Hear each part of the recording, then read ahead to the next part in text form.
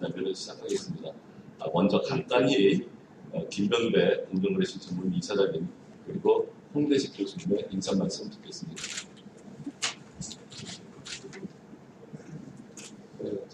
짧게 하기 위해서 몇 자 적어왔습니다. 바쁘신 가운데도 이른 아침 시간에 많이 참석해 주신 여러분께 감사드립니다. 또 여러 가지 바쁜 일정에도 불구하고 오늘 귀중한 시간을 내어주신 김상정 위원장님께 감사드립니다. 그리고 오늘 행사를 공동으로 주관하고 후원하여 주신 고려대 이황 교수님, 서강대 홍대식 교수님, 서울대 이봉희 교수님과 오늘의 실무 작업을 하여 주신 공정거래 실천 모임, 고려대 ICR센터, 서강대 ICT 법경제연구소, 서울대 경쟁법센터의 관계자 여러분께도 감사드립니다. 공정거래 정책의 중요성이 날로 커지고 있고 새 정부의 공정거래 정책 방향에 대한 관심과 궁금증도 크다고 생각됩니다. 그래서 공정거래 정책에 관심이 많은 기업체 임직원, 변호사, 학자들이 모여서 공정거래위원장님으로부터 새해 정책 방향에 대한 설명도 직접 듣고 궁금한 사항에 대한 Q&A 시간을 갖는 것이 바람직하고 의미가 있다고 생각되어서 고려대 이황 교수님, 서강대 홍대식 교수님 그리고 서울대 이봉희 교수님과 협의해서 오늘의 행사를 마련하게 되었습니다.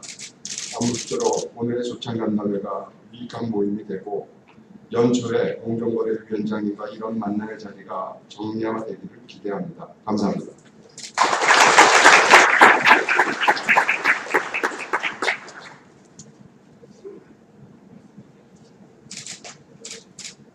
예, 반갑습니다. 저는 서강대학교 ICT 법경제연구센터를 들고 있는 홍대식 교수라고 합니다. 오늘 좋은 말씀은 이미 다 해주셔서요. 오늘 행사에 주실 잠깐만 말씀드리겠습니다. 주최자가 셋이나 되고 투혼자가 있고 해서 이 아침 조찬 모임이 좀 거창하게 보일 수도 있습니다만 저는 오늘 이 모임이 공정거래 커뮤니티에서도 중요한 역할을 하는 대학 연구소와 시민단체가 함께 뜻을 모아서 주최하는 것에 의미를 두고 싶습니다. 또 이런 행사에 또 기꺼이 참여해서 좋은 말씀 전해주실 김상정 위원장님 그리고 또 청중 여러분께 감사드리고 무엇보다 나중에 PA 세션에서 앞으로 우리나라 공정거래 정책 발전에 큰 기여가 될 수 있는 좋은 논의가 많이 이어지길 바라겠습니다. 감사합니다.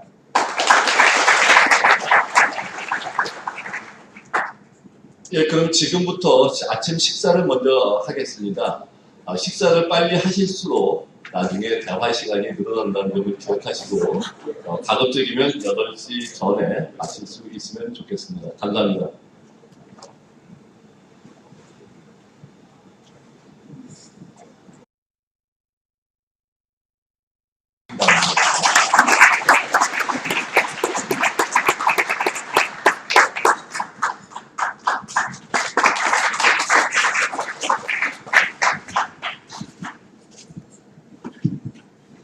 예, 소개받은 공정위 김상정입니다. 30분 정도 시간을 허락을 받았는데요. 여기 계신 교수님들은 다들 그냥 30분 내에 자기가 하고 싶은 말을 다 한다는 게 얼마나 어려울까 너무나 잘 아실 것 같고요. 하여튼 최대한 압축해서 좀 말씀을 드리고 많은 Q&A 시간을 이제 갖고자 하겠습니다. 생각해봐도 30분 내에 끝날 것 같지는 않고요. 그리고 이런 자리에서 한 가지 되게 중요한 전략 중에 하나는 내가 말을 많이 해서 질문이 나오는 시간을 줄이는 것도 굉장히 좋은 전략이라고 생각합니다. 오늘 준비한 이 슬라이드는 사실은 지난 1월 달에 총리께 보고드린 공정위의 새 업무계획 보고의 기본 내용과 거의 유사합니다. 그래서 아마 이 관련 내용들은 이미 언론에 많이 보도가 되고 또 내용이 굉장히 많기 때문에 중요한 슬라이드를 중심으로 해서 제가 드리고 싶은 말씀을 해서 드리도록 하겠고요. 또한 여기 계신 분들은 경영법의 어떤 논리나 구체적인 내용 집행 과정에 대해서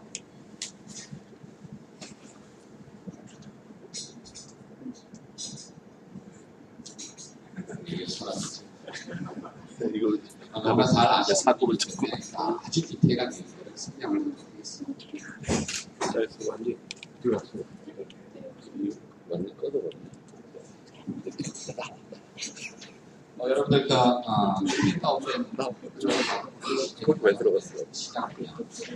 오늘 제가 이 슬라이드의 구성은 크게 보면 작년에 2017년에 어떤 일들을 했는가라는 것과 그다음에 원래 업무 추진이 어떻습니까? 그리고 대부분의 내용을 차지하고 있는 원래 주요 마이크에 이렇게 구성이 되어 있습니다. 그 첫 번째 슬라이드에서 작년에 했던 일들을 보시면 제가 생각해봐도 정신없이 지냈던 일인 것 같은데요. 그냥 그 제목만 말씀드리면 그 순서가 중요합니다. 여기 보면 첫 번째 가불 문제 개선으로 돼 있고, 두 번째가 재벌 개혁이고, 세 번째가 경쟁 촉진 및 소비자 보호, 그리고 그거를 위한 인프라로서 경쟁의 법적인 체계 및 조직 혁신을 통한 신뢰회복, 이렇게 되어 있습니다. 여기 있는 내용들은 여러분들께서 다 아시겠지만 두 가지 포인트만 좀 소개를 해드리면, 아마 그 제 별명이 재벌 저격수라는 것은 다들 알고 계신데요. 심지어는 제가 2월 초에 마닐라 경쟁 당국이 주최한 포럼에 다녔는데, 거기 계신 외국인들도 제 별명이 재벌 스나이퍼라는 걸 다 알고 있습니다. 아까 말씀하신 것처럼 이제 언론의 익스포저가 워낙 많다 보니까 외신에 제 별명이 다 소개가 되어 있었는데, 그래서 당연히 예상들 하시기를 제가 위원장에 취임한 이후로 가장 먼저 제시하고 추진할 과제를 재벌 개혁이라고 생각하셨을지 모르겠습니다만은, 정말로 지난 한 해 동안에는 가불 문제를 개선하는 쪽에 집중을 했고요. 그리고 재벌 개혁은 좀 더 예측 가능하고 지속 가능한 방법으로 접근하겠다라고 하는 제 뜻을 전달하는 데 주력했다라고 할 수가 있겠습니다. 제가 오래전부터 글로 쓰기도 하고 강연에서도 많이 언급을 했던 것인데요. 경제민주화가 무엇이냐라는 질문에 대해서 제가 이렇게 답을 했던 적이 있습니다. 재벌개혁이 경제민주화의 출발점이라면 경제민주화의 본령은 하도급 중소기업, 비정규직 노동자, 영세 자영업자의 삶을 개선시키는 것이다. 그러니까 이렇게 표현을 했고요. 그 뒷부분에 있는 말씀들을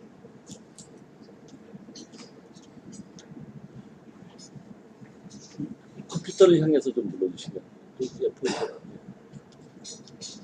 예. 이제 뒷부분에 있는 하도급 중소기업, 비정규직 노동자, 그리고 영세 자영업자의 삶을 개선하는 것이다라고 하는 부분이 이제 가불관계, 특히 우리의 어떤 경제 활동의 운동장이 평평하지 못한 그런 부분들을 개선하는 그것을 첫 번째 가장 중요한 과제, 단기적으로 집중해서 추진해야 될 과제로 설정을 했습니다. 그리고 재벌 개혁이 얼마나 중요한 것인가라고 하는 것을 제 스스로는 한시도 잊은 적이 없습니다만, 이 재벌 개혁 문제가 어제 오는 일이 아니고 1987년 헌법 개정 이후로 30년 동안 진행되었던 과제임에도 불구하고 왜 지난 30년 동안, 특히 지난 30년에 우리의 정부가 재벌 개혁을 슬로건으로 내세웠음에도 불구하고 국민들에게 만족할 만한 성과로 비교되지 못했을까? 즉 지난 30년 동안의 재벌 개혁은 왜 실패했다는 평가를 받을까라고 하는 것에 대해서 제가 오랫동안 굉장히 많이 고민을 했어요. 그래서 그런 고민들이 지금 최근에 저희 공정위가 하고 있는 여러 가지 어떤 작업들에도 반영이 되어 있는데, 짧게 한 말씀만 드리면, 사전 규제 위주의 입법만을 가지고 재벌 개혁을 추진하려고 하는 것, 특히 위원장 취임 또는 새 정부 출범 이후 6개월 이내에 사전 규제 위주의 입법으로 재벌 개혁을 밀어붙이가 된다라고 하는 어떤 의미에서는 우리 사회에 고정화된 이 관념, 이것 자체가 재벌 개혁을 실패로 이끌었다라고 생각합니다. 그래서 중요하기 때문에, 오히려 그렇기 때문에 좀 더 단계적이고 점진적이고 지속 가능하고 예측 가능한 방식으로 재벌 개혁을 추진해야 되겠다라고 원서가 이렇게 배치가 됩니다. 그 다음에 이제 뭐 지금도 계속 하고 있는 일이고요. 사실은 어제 이제 언론에도 보도가 되었습니다만 법칙정책의 개선 TF의 최종 보고서를 이제 어제 발표했는데요. 여기에 이제 공정위가 국민으로부터 신뢰받는 조직으로 끝나야 된다. 그리고 그 공정위의 법칙 행위, 투명하고 책임성이 있어야 된다라는 차원에서 이런 노력들을 이제 굉장히 많이 해왔습니다. 자세한 내용은 조금 이따 다시 조금 말씀을 드리도록 하겠고요. 이것과 관련해서 제가 저작권을 갖고 있는 비유가 아니기 때문에 좀 그렇기는 합니다만, 제가 이 작업을 추진하고 있는 것의 어떤 의미를 가장 정확하게 나타내는 어떤 비유가 하나 있어서 아마 아시는 분들이 많을 것 같지만 다시 한번 소개를 해드리면, 우리나라의 이 귀신과 서양의 귀신은 매우 다르다. 장화홍련전을 보면 그걸 알 수 있다. 이런 말씀을 드린 적이 있어요. 장화홍련전 여러분들 너무나 내용은 잘 아실 텐데요. 하여튼 장화홍련이 개구 계모로부터 핍박을 받아서 원혼이 되었습니다. 이게 원혼이 되었으니까 사실 서양의 귀신이라면 어떤 수소대처럼 그런 힘을 갖고 있으니까 그 자신의 원수한테 직접 나타나가지고 그 원수를 갚으면 될 텐데, 우리가 헐리우드 영화에서 보는 서양의 귀신들은 대부분 그렇게 하지 않습니까? 그렇죠? 근데 우리의 장화홍련은 어떻게 했습니까? 자기의 원수한테 직접 나타나는 것이 아니라 애매모호한 고을 원님 앞에 나타나요.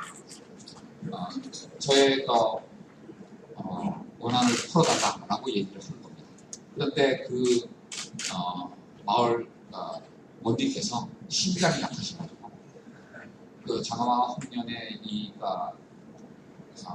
그 애절한 얘기를 듣기도 전에 심장마비로 돌아가시는 일이 반복되면서 장화홍련전이 이어지고 있는데요. 이 말씀을 드리는 이유가 뭐냐면, 우리의 경제 활동의 운동장이 매우 평평하지 못하고 기울어져 있고, 따라서 억울함을 느끼는 그런 어떤 분들이 굉장히 많은데, 그분들이 사적 자치의 원리에 따라서 자신이 갖고 있는 권리를 행사함으로써 그 문제를 해결하는 것이 아니라 마을원님, 즉 공정위와 검찰에 이 원한을 풀어달라고 호소를 하는 경향이 굉장히 강하다. 제가 이 말씀을 드리는 이유는 뭐냐면, 우리나라에서 이 경제활동 과정에서 생기는 여러 가지 분쟁을 해결하는데, 이해 당사자가 사적 자치의 원리에 따라서 민사적으로 해결하기보다는 행정적인 수단, 즉 공정위에 그것을 해결해달라고 요청하거나, 그거로도 안 되면 검찰에 가서 형사적으로 해결해달라고 하는 경향들이 너무 강하다. 그러다 보니까 기업 문제, 경제 문제가 과도하게 행정화되고 형사화되는 경향들이 있다. 첫 번째는 여기 경제학 하시는 분들은 너무나 잘 아시겠지만, 그게 결코 이피션트한 결과를 가져온다는 보장은 없습니다. 자본주의 경제에서 이해 당사자가 사적 자치 원리에 따라서 문제를 해결하는 게 가장 이피션트한 것입니다.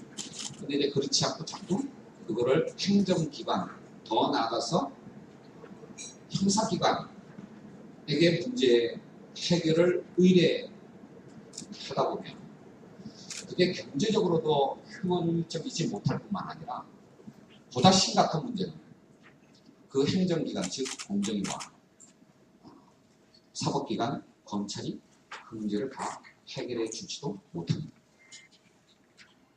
경쟁법의 원리상, 그 다음에 형법의 원리상 민사적인 어떤 문제를 깨끗하게 해결해 주기는 어려운 측면이 많습니다. 너무나 잘 아시는 거죠. 그러다 보니까 해결이 되지 못하고, 또 우리의 어떤 국민들, 경제활동 주체들, 특히 을들은 우리의 행정기관과 사법기관을 비난하기 시작. 이게 이제 악순환입니다.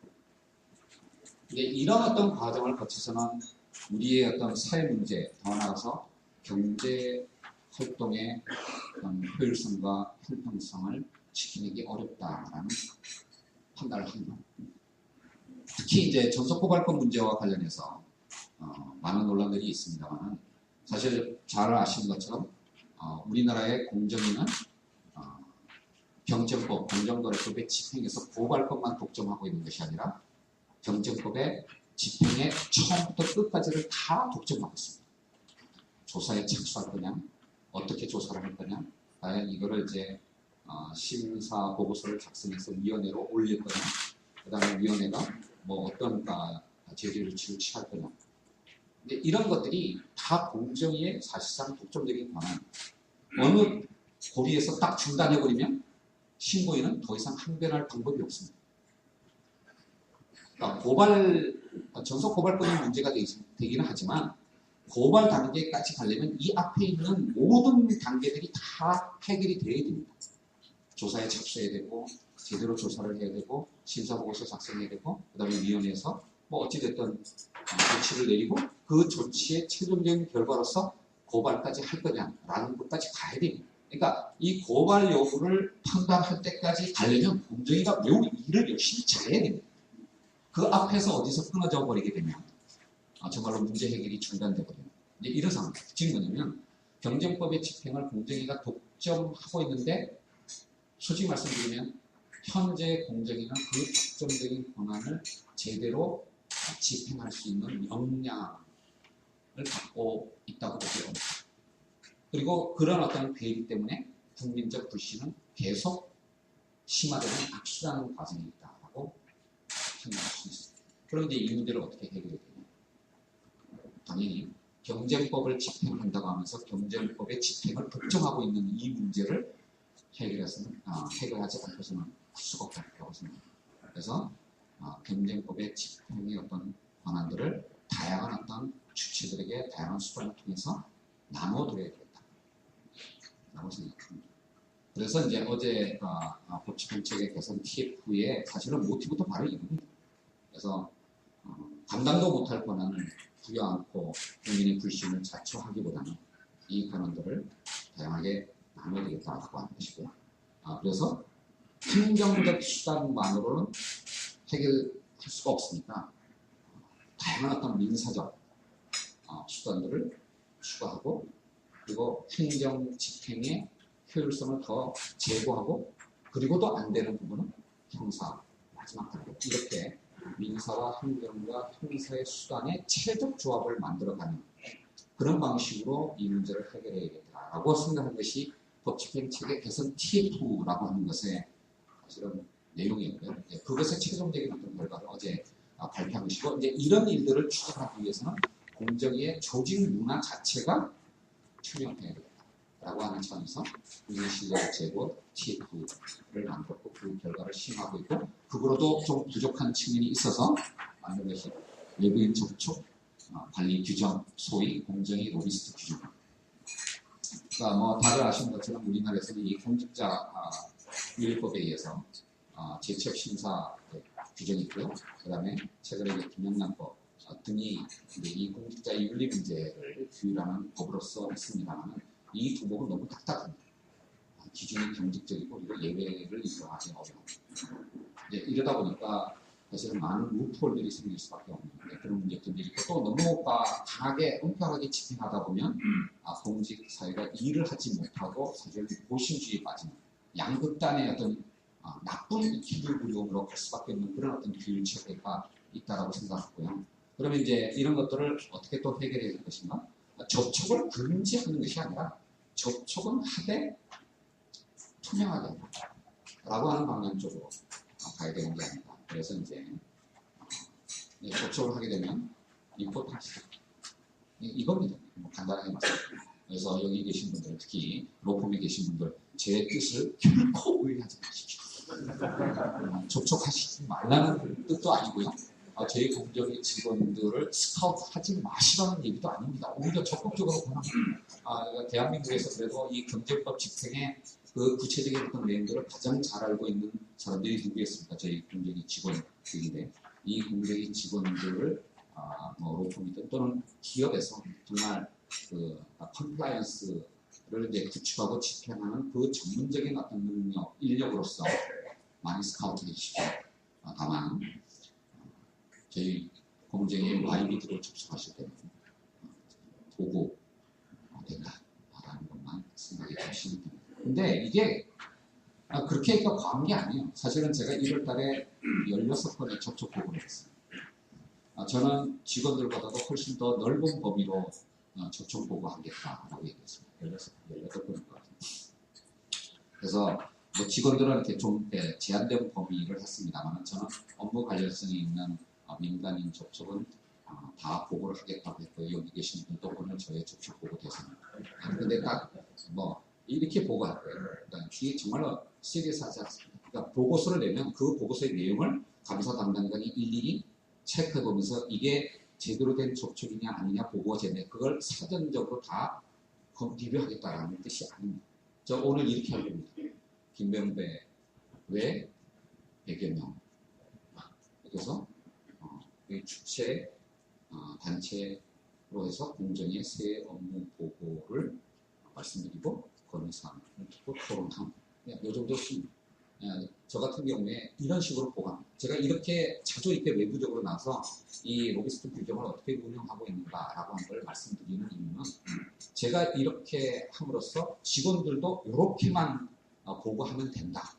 그러니까 접촉의 기록을 남기라는 뜻이지 그 보고서를 가지고 적합성 여부를 따지지는 않겠다라는 여러분들도 마찬가지입니다. 그래서 이게 이제 그럼 어떻게 쓸 거냐? 나중에 가서 혹시 무슨 불미스러운 일이 있었을 때 저희 공정위 직원들이 외부인과 접촉하면서 불미스러운 일이 있었을 때 그러면 과연 이 접촉이 보고가 되었느냐 안 되느냐를 사후적으로 보겠다라는 겁니다.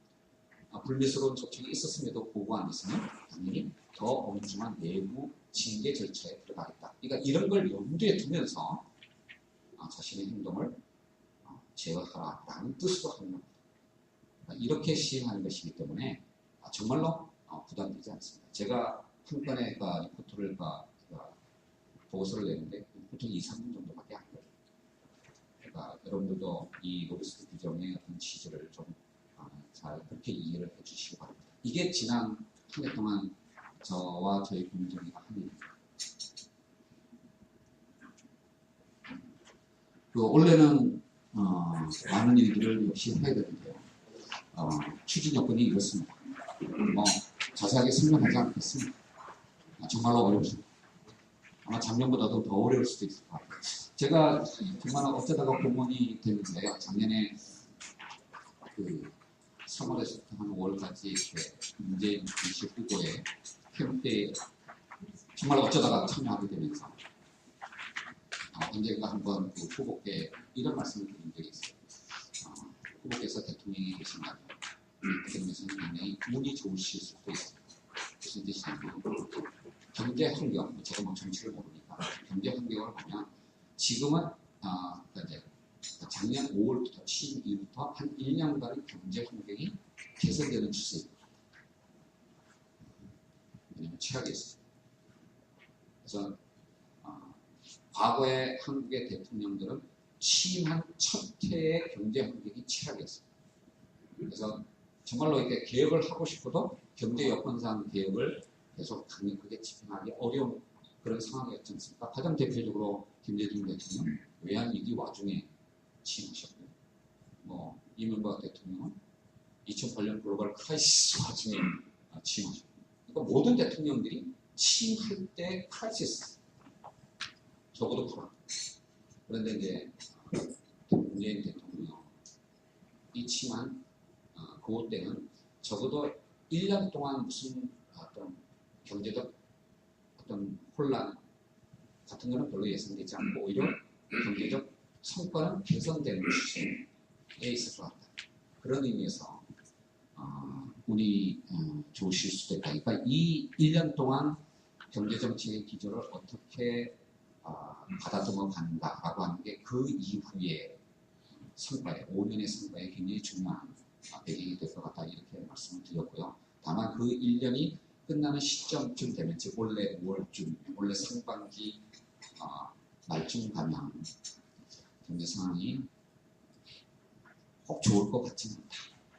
이런 말씀을 드린 적이 있습니다. 그래서 저는 초반 1년 동안에 굉장히 경제정책의 방향을 잡는데 많은 어떤 주의가 필요하다. 이렇게 말씀을 드렸는데 지금 돌이켜보면 제가 굉장히 꽤 현명한 조언을 했던 게 아닌가라는 생각이 듭니다. 사실 원래 보게 되면 뭐 작년에는 주요 외교 안보 이슈들이 굉장히 큰 어떤 리스크 요인이었다면 올해는 어떤 것은 평상을 비롯해서 경제적 이슈들이 정말 이제 본격적으로 수면 위로 올라오는 그런 어떤 상황이 될 거고요. 뭐 지금 당장 한국 지혜 문제도 그렇습니다만 원래 경제 환경이 그렇게 좋지 않을 것 같은데 그런 어떤 느낌이 듭니다. 이런 어떤 상황에 직면하고 있다. 뭐 그런 얘기입니다. 그런데 이제 그 속에서 이제 이 새 정부의 경제 정책 기조는 뭐 다 아시는 것처럼 소득주도 성장과 혁신 성장의 두 성장의 바퀴를 통해서 이제 가고 있는데요. 이 두 개의 어떤 성장의 축을 지탱하고 있는 또 하나의 중요한 어떤 이제 축이 공정경제라고 했습니다. 공정경제를 통해서 소득주도 성장과 혁신 성장을 이제 만들어가겠다라고 하는 게 새 정부의 기본적인 어떤 경제 정책 기조라고 할 수가 있습니다. 요거에 대해서도 한 말씀 드리고 싶은 얘기인데요. 제가 아까 조금 전에 말씀드렸던 것처럼 사실 새 정부는 어떤 의미에서는 불운하면서도 또 운이 있다고 할 수가 있습니다. 불운하다는 측면은 갑자기 대통령 선거 치르고 인수도 없이 소위 말해 그냥 흔히 하듯이 인수위도 없이 다음 날부터 이제 취임하는 이런 어떤 이제 과정을 거치는데 그러다 보니까 흔히 이제 인수위 두 달이 없는 정부라는 표현을 쓰기는 하지만 제가 보기에는 인수위 두 달이 없는 게 아니라 그 앞에 1년이 통째로 없는 정부라는 표현이 더 맞을 것 같습니다. 무슨 뜻이냐면 정상적으로 대통령 선거가 치러진다면 오늘이 2월 23일, 24일 사실상 정상적으로 선거가 치러졌으면 아마 지금이 대통령 취임식을 할 그때쯤이 되는 거죠. 그렇죠? 근데 이제 정상적인 어떤 대통령 선거였다면 작년 초쯤 해서 이렇게 각 당에서 대통령 후보군들 이른바 장령들이 나타나고 서로 이제 언론에 이렇게 좀 얼굴들을 알리시면서 한 중반쯤에 가서 각 당의 경선을 통해서 후보가 결정되고 그러면 이제 본격적으로 캠프가 구성되면서 사람과 정책이 정비되는 과정을 거쳐서 이제 본격적으로 선거운동 기간을 거쳐서 작년 12월에 선거 치를 거고 그리고 두 달 인수위 이렇게 가는 게 한 이게 1년 정도 걸리는 작업 아닙니까? 그 과정에서 정책과 사람이 다듬어지고 그래서 이제 이른바 하나의 어떤 팀으로서 특히 이제 경제팀의 팀워크가 만들어지고 컨트롤 타워가 만들어져가는. 그래서 딱 이제 요 시점 정도에 딱 정부가 출범하면 뭔가 준비되었던 정책들이 이렇게 쫙 질서 정연하게 나와야 되는 이게 이제 정상적인 어떤 정부의 출범 과정이라고 할 수가 있는데요. 새 정부는 전혀 그렇지 못했습니다. 정말로 정책을 준비하는 기간도 대단히 짧았고요. 그 다음에 사람들이 모여가지고 그 정책 기조를 내면화하는 과정도 없었고 심지어는 사람들이 모이지도 못했습니다. 정말 제가 그러니까 이 새 정부에서 가장 먼저 지명되고 임명된 장관이기는 합니다만 솔직히 말씀드리면 저는 국무회의에 들어가서 제가 이제 임명장을 받고 그 다음 주 국무회의에 들어가서 김도균 부총리를 처음 봤어요. 물론 그 성함을 알고 있었지만 활동하는 영역이 달랐기 때문에 제가 김동연 부총리를 사적으로 만날 기회가 없었지 않겠습니까? 그러다 보니까 뭐 다른 장관님들도 마찬가지였겠지만 공정거래위원장이 경제부총리를 취임한 이후에 국무회의에서 처음 봤습니다. 이게 사실은 새 정부가 갖고 있는 가장 큰 행복의 중입니다. 그래서 이 소득주도 성장, 혁신성장, 공정경제라고 하는 이 세 개의 축은 사실은 맞죠. 뭐 경제가 제대로 돌아가려면 뭐 이러이러한 어떤 세 개의 필라, 기둥들이 제대로 만들어져야 되고 이게 균형을 갖춰야 될거예요. 누구나 보고 이 그림만으로는 쉽게 이해하실 수가 있을 겁니다. 근데 이제 이게 제대로 돌아가려면 각각의 영역에 있는 정책들이 준비가 되고 그것의 어떤 충돌 가능성을 제어하는 어떤 조율이 이루어지고 그리고 최종적으로 그걸 관리하는 컨트롤 타워가 만들어지고 이렇게 했었어야 될 것인데 이제 그렇지 못한 상태에서 새 정부는 출범했다는 얘기입니다. 그것이 나오는 이제 결과가 뭐냐면 이게 이제 이 세 개의 축이 잘 정돈되어서 같은 속도와 같은 강도로 이렇게 딱 나가는 게 아니라 먼저 준비된 것부터 먼저 스타트할 수밖에 없는 그런 상황이었다는 얘기입니다. 쉽게 말씀드립니다. 그래서 이제 가장 먼저 소득주도 성장이 제일 앞에 나올 수밖에 없었습니다. 솔직히 말씀드립니다.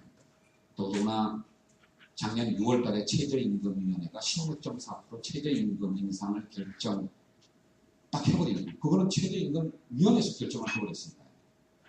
이제 그다음부터 당분간 한동안은 새 정부는 그 최저임금위원회가 결정한 16.4%의 최저임금 인상을 어떻게 그럼 이제 매니지 할 거냐 라는 쪽으로 갈 수밖에 없었고 그게 이제 추경과 원래 2018년도에 예산 그다음에 세법 이런 거에 대해서 집중할 수밖에 없었어요.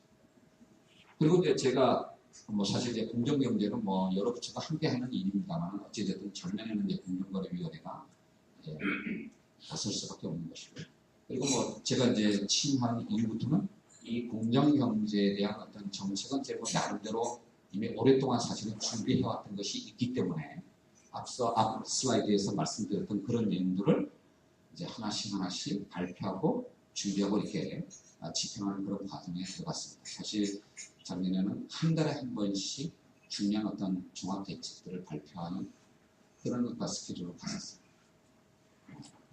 하도급법과 유통상법 각각의 어떤 종합 대책들을 만들고 이런 식의 과정들을 갔습니다. 네, 그러다 보니까 여기가 상대적으로 빨리 갈 수밖에 없었고요.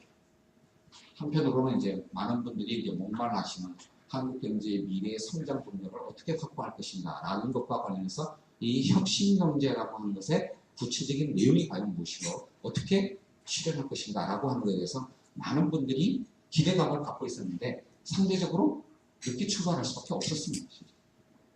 이게 이 세계의 축중에서 혁신 성장의 중요성이 떨어져서가 아니라 워낙 급하게 출발하는 정부이다 보니까 각각의 기둥의 어떤 준비된 정도나 조율 정도가 다를 수밖에 없었고 그래서 사실은 이제 좀 본격화되는 어떤 타이밍이 다른 어떤 축보다는 늦을 수밖에 없었다라고 이게 솔직하게 고백할 수밖에 없고요.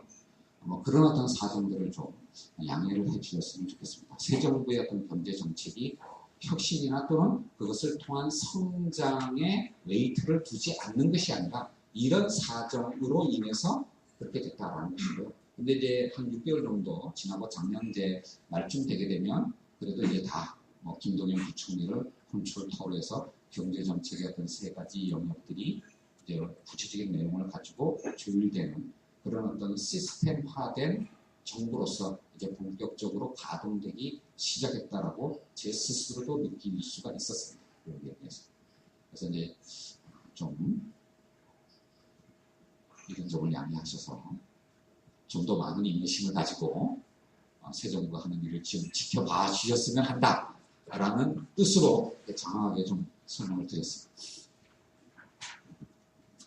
근데 참 이제 어려워요. 새해 딱 들어와서 그 국무총리께서 이낙연 총리께서 사실은 굉장히 그 회의에 참석했던 정치관들을 모두 다 이제 정말 긴장하게 만드는 말씀을 하셨는데 흔히 이제 2년차 정부가 갖고 있는 어떤 함정과 어려움에 대해서 말씀을 하셨는데 1년차에는 과거와 비교가 되기 때문에 상대적으로 좋은 점수를 받기가 쉽지만 이제 2년 차에는 그 2년차 정부를 평가하는 기준은 국민의 기대치다. 그러니까 국민의 기대치에 비해서 얼마나 잘하고 못하느냐라고 하는 게 2년차 정부에 대한 평가 기준이다. 이렇게 말씀을 하셨어요. 이제는 과거와 비교하는 것은 이제 더 이상 의미가 없고 국민이 기대하는 만큼 하고 있느냐라고 하는 것에 의해서 2년차 정부가 이제 평가될 텐데요. 그런 면에서 본다면 저희 공정위가 특히 그렇습니다.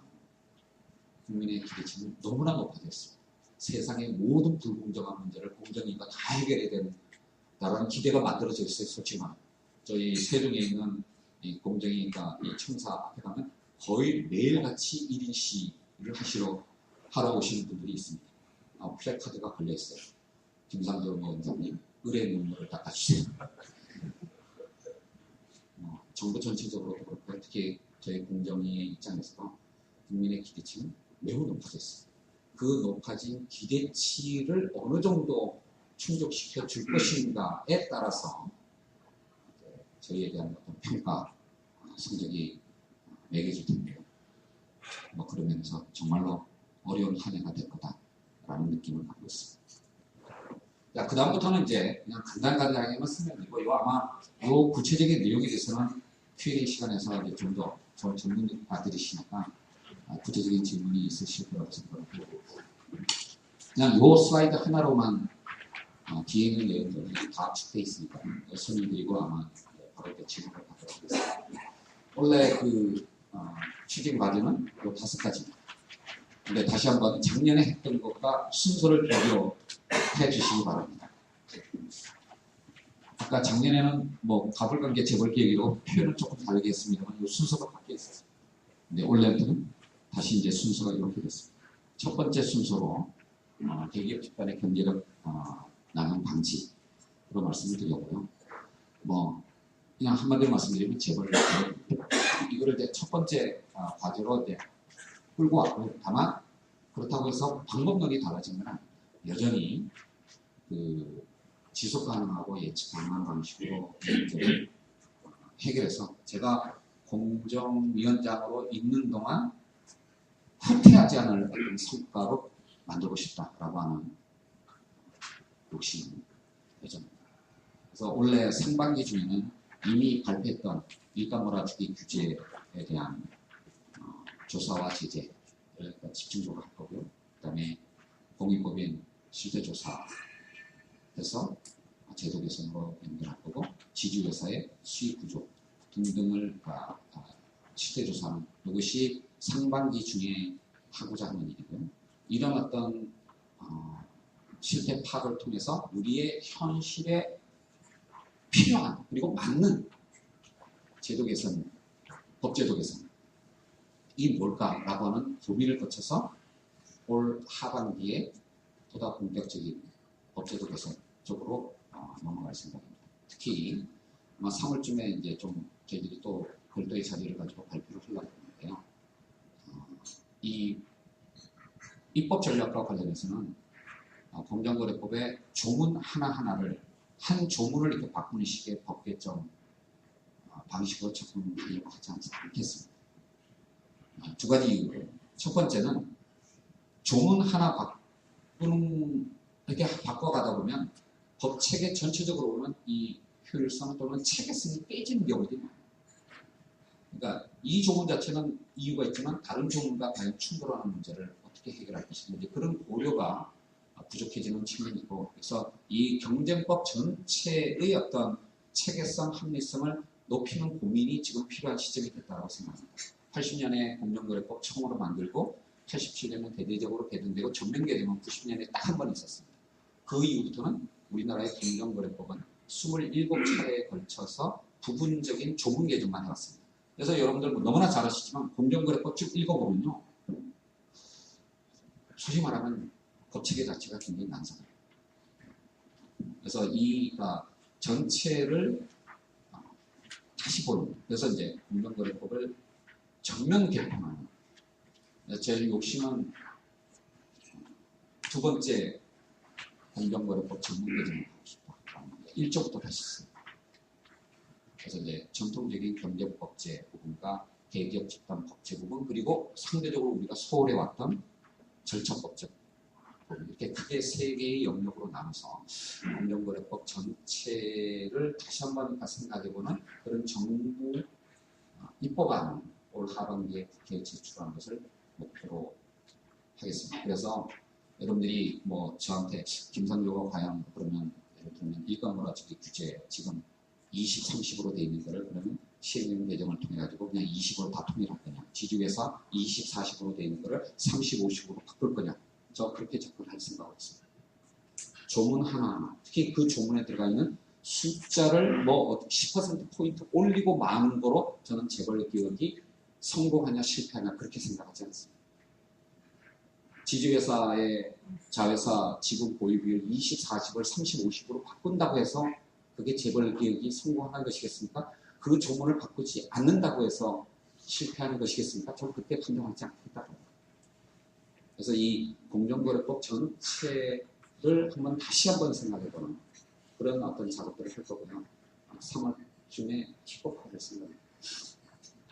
또 하나의 이유는 조문 하나하나 들고 개정하겠다고 국회를 찾아가면 아무것도 안 됩니다.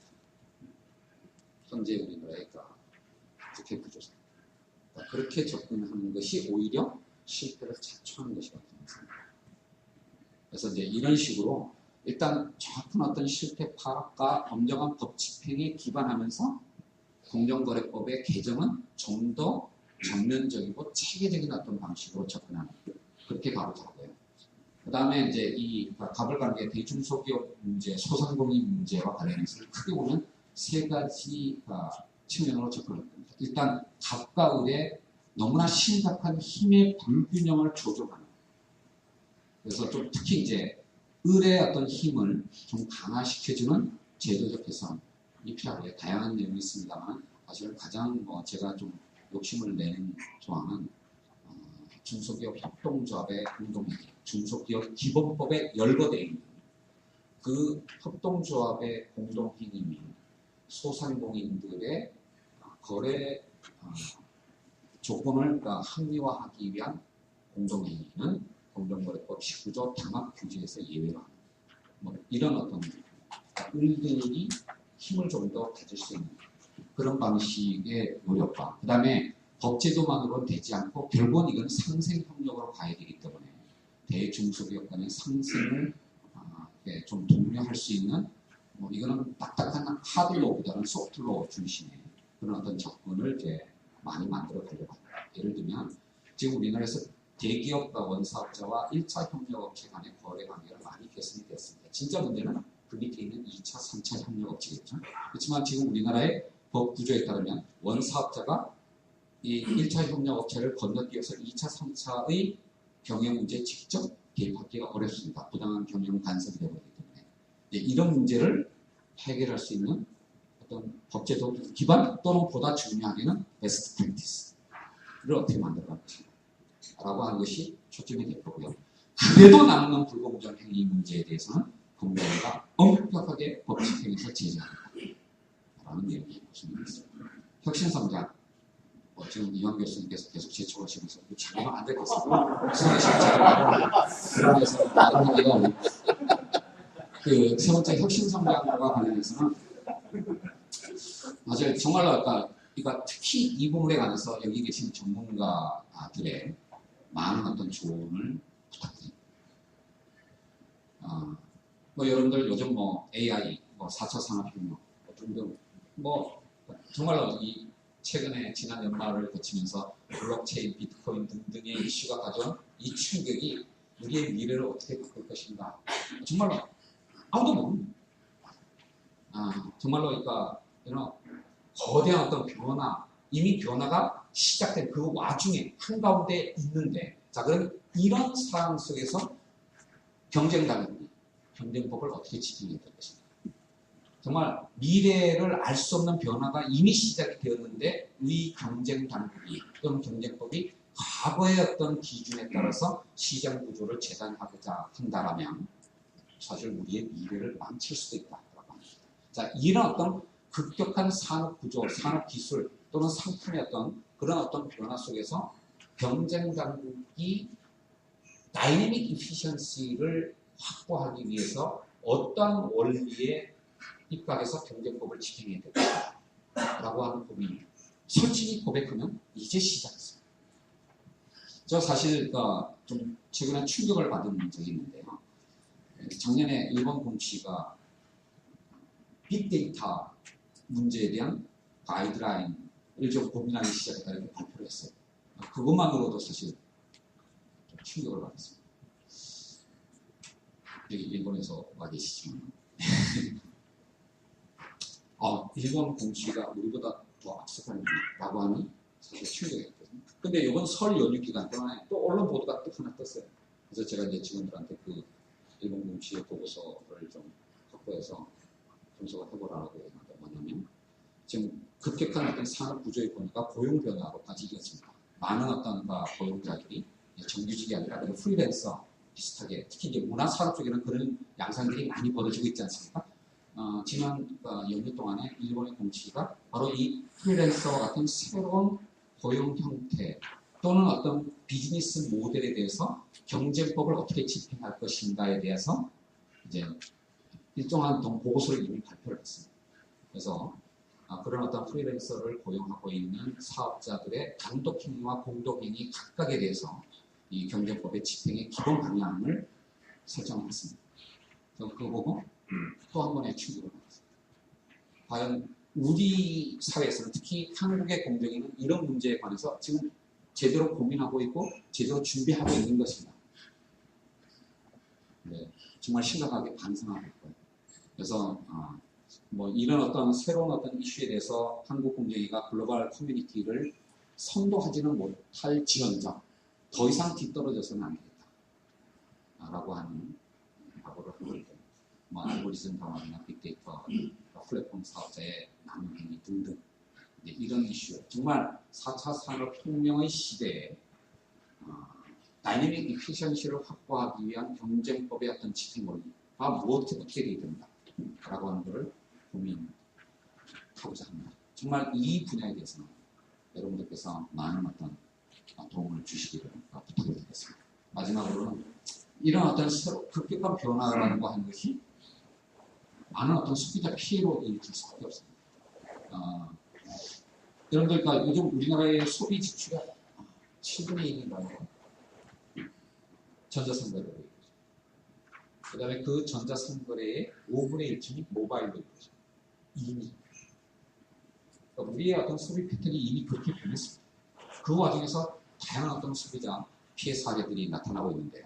그럼 이런 걸 다루는 우리나라의 기본 법률이 바로 전자상거래법입니다. 공정거래 위반의 소관. 그런데 이 전자상거래법이 2002년도에 제정이 됐습니다. 그리고 그 이후로 별로 개정이 안 됐습니다. 2002년 PC통신 시절의 얘기입니다.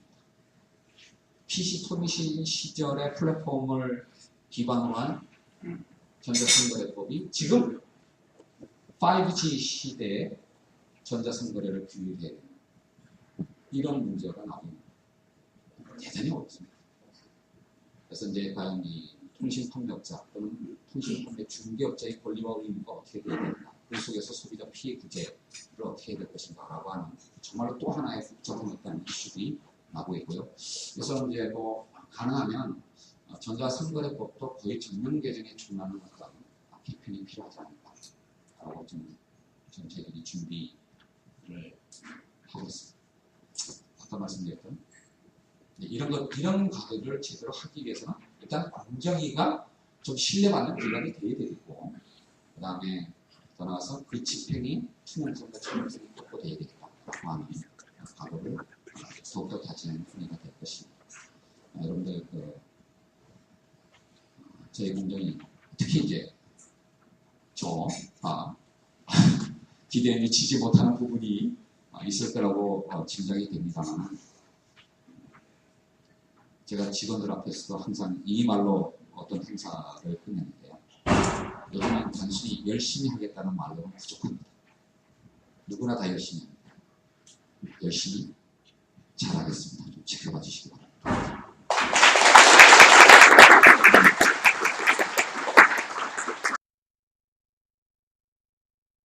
응답 시간을 갖겠습니다. 질의를 해주실 때에는 우리 위원장님 말씀을 듣기 위한 자리니까 질문의 배경 설명은 생략하시고 질문만 간단하게 해주시기 바랍니다.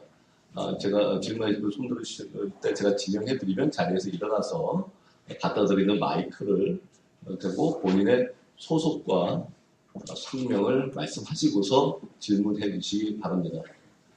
예.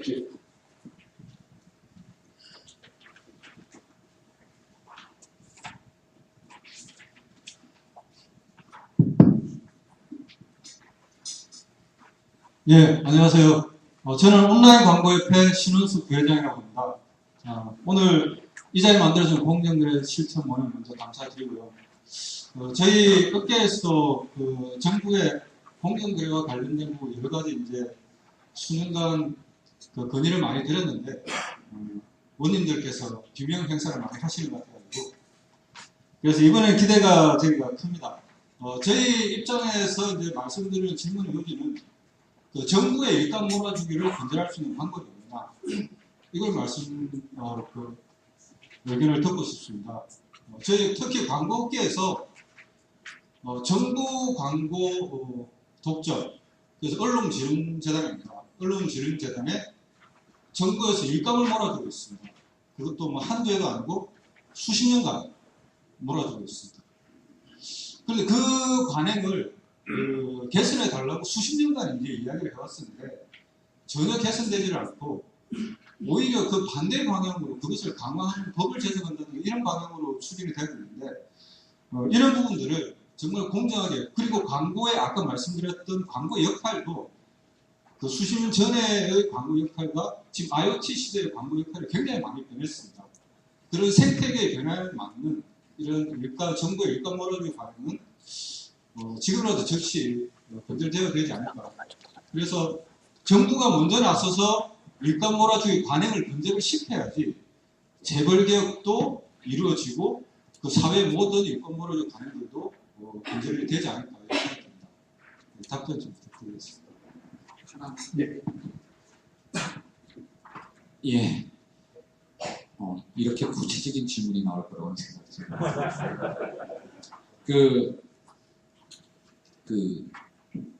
시장의 어떤 역할을 제대로 바로잡기 위해서는 정부가 제대로 돼야 된다라고 생각을 합니다. 그래서 그러니까 일감 몰아주기를 비롯해서 그 경쟁법의 어떤 집행에서 꼭 시장의 민간 기업만이 그 대상이 되어야 되는 건 아닐 겁니다. 당연히 정부 또는 공기업 또 원래 중에는 아마 이런 문제에 대해서 공정위가 뭔가 이렇게 새로운 핫수고 뭐 그런 어떤 노력을 보여드릴 수 있지 않을까라고 생각을 하고 있고요. 그래서 뭐 제 스스로는 정부나 또는 공공기관의 어떤 여러 가지 경쟁법 위반 문제에 대해서 굉장히 많은 관심을 갖고 있다라고 말씀을 드리겠고요. 또 하나 이 이슈와 관련해서 중요한 포인트 중에 하나가 뭐냐면 물론 우리나라 법 체계에서는 공정위가 경쟁법 집행의 최후의 그리고 은밀한 기관입니다. 근데 이제 각 산업 영역별로 또 규제 기관들이 있는 것도 사실이고, 뭐 방통위나 과기부, 문체부 등등이 각 산업별 또 규제 기관들이 있는데요. 이제 이러한 어떤 문제를 해결하기 어려운 이유 중 하나가 바로 공정위와 그 유관 부처 사이에 협업 체계가 제대로 구축되어 있지 않기 때문에 나오는 문제입니다. 이 새 정부의 가장 중요한 어떤 정책 집행의 원리 중에 하나는 바로 물론 과거 정부도 다 마찬가지였겠습니다만 부처 간 이 칸막이를 드러내는 좀 더 어떤 범정부적인 어떤 체계적 접근을 해야 된다라고 하는 인식을 강하게 갖고 있다라고 하는 것이고요. 예를 들면 뭐 최근에 아까 프리랜서 말씀도 드렸습니다만 이런 것들이 가장 전형적으로 나타나는 영역이 어떤 방송, 그러니까 영화 등등의 문화산업이거든요. 지금 이미 저희 공정위와 문체부가 이런 어떤 문화산업 쪽에서의 불공정 행위에 대해서 협업팀을 좀 구성해서 가동하고 있습니다. 마찬가지로 과기부, 그러니까 방통위 등과도 지금 사실은 이런 문제에 대해서 공통의 어떤 접근이 필요하다라고 하는 인식을 갖고 있고 실제로 그에 대한 준비의 작업들을 하고 있습니다. 지금 말씀하신 바에 대해서 지금 정부가 또는 특히 공정위가 손 놓고 있지 않다라고 하는 말씀으로 답변을 대신하도록 하겠습니다. 예, 다음 윤석열.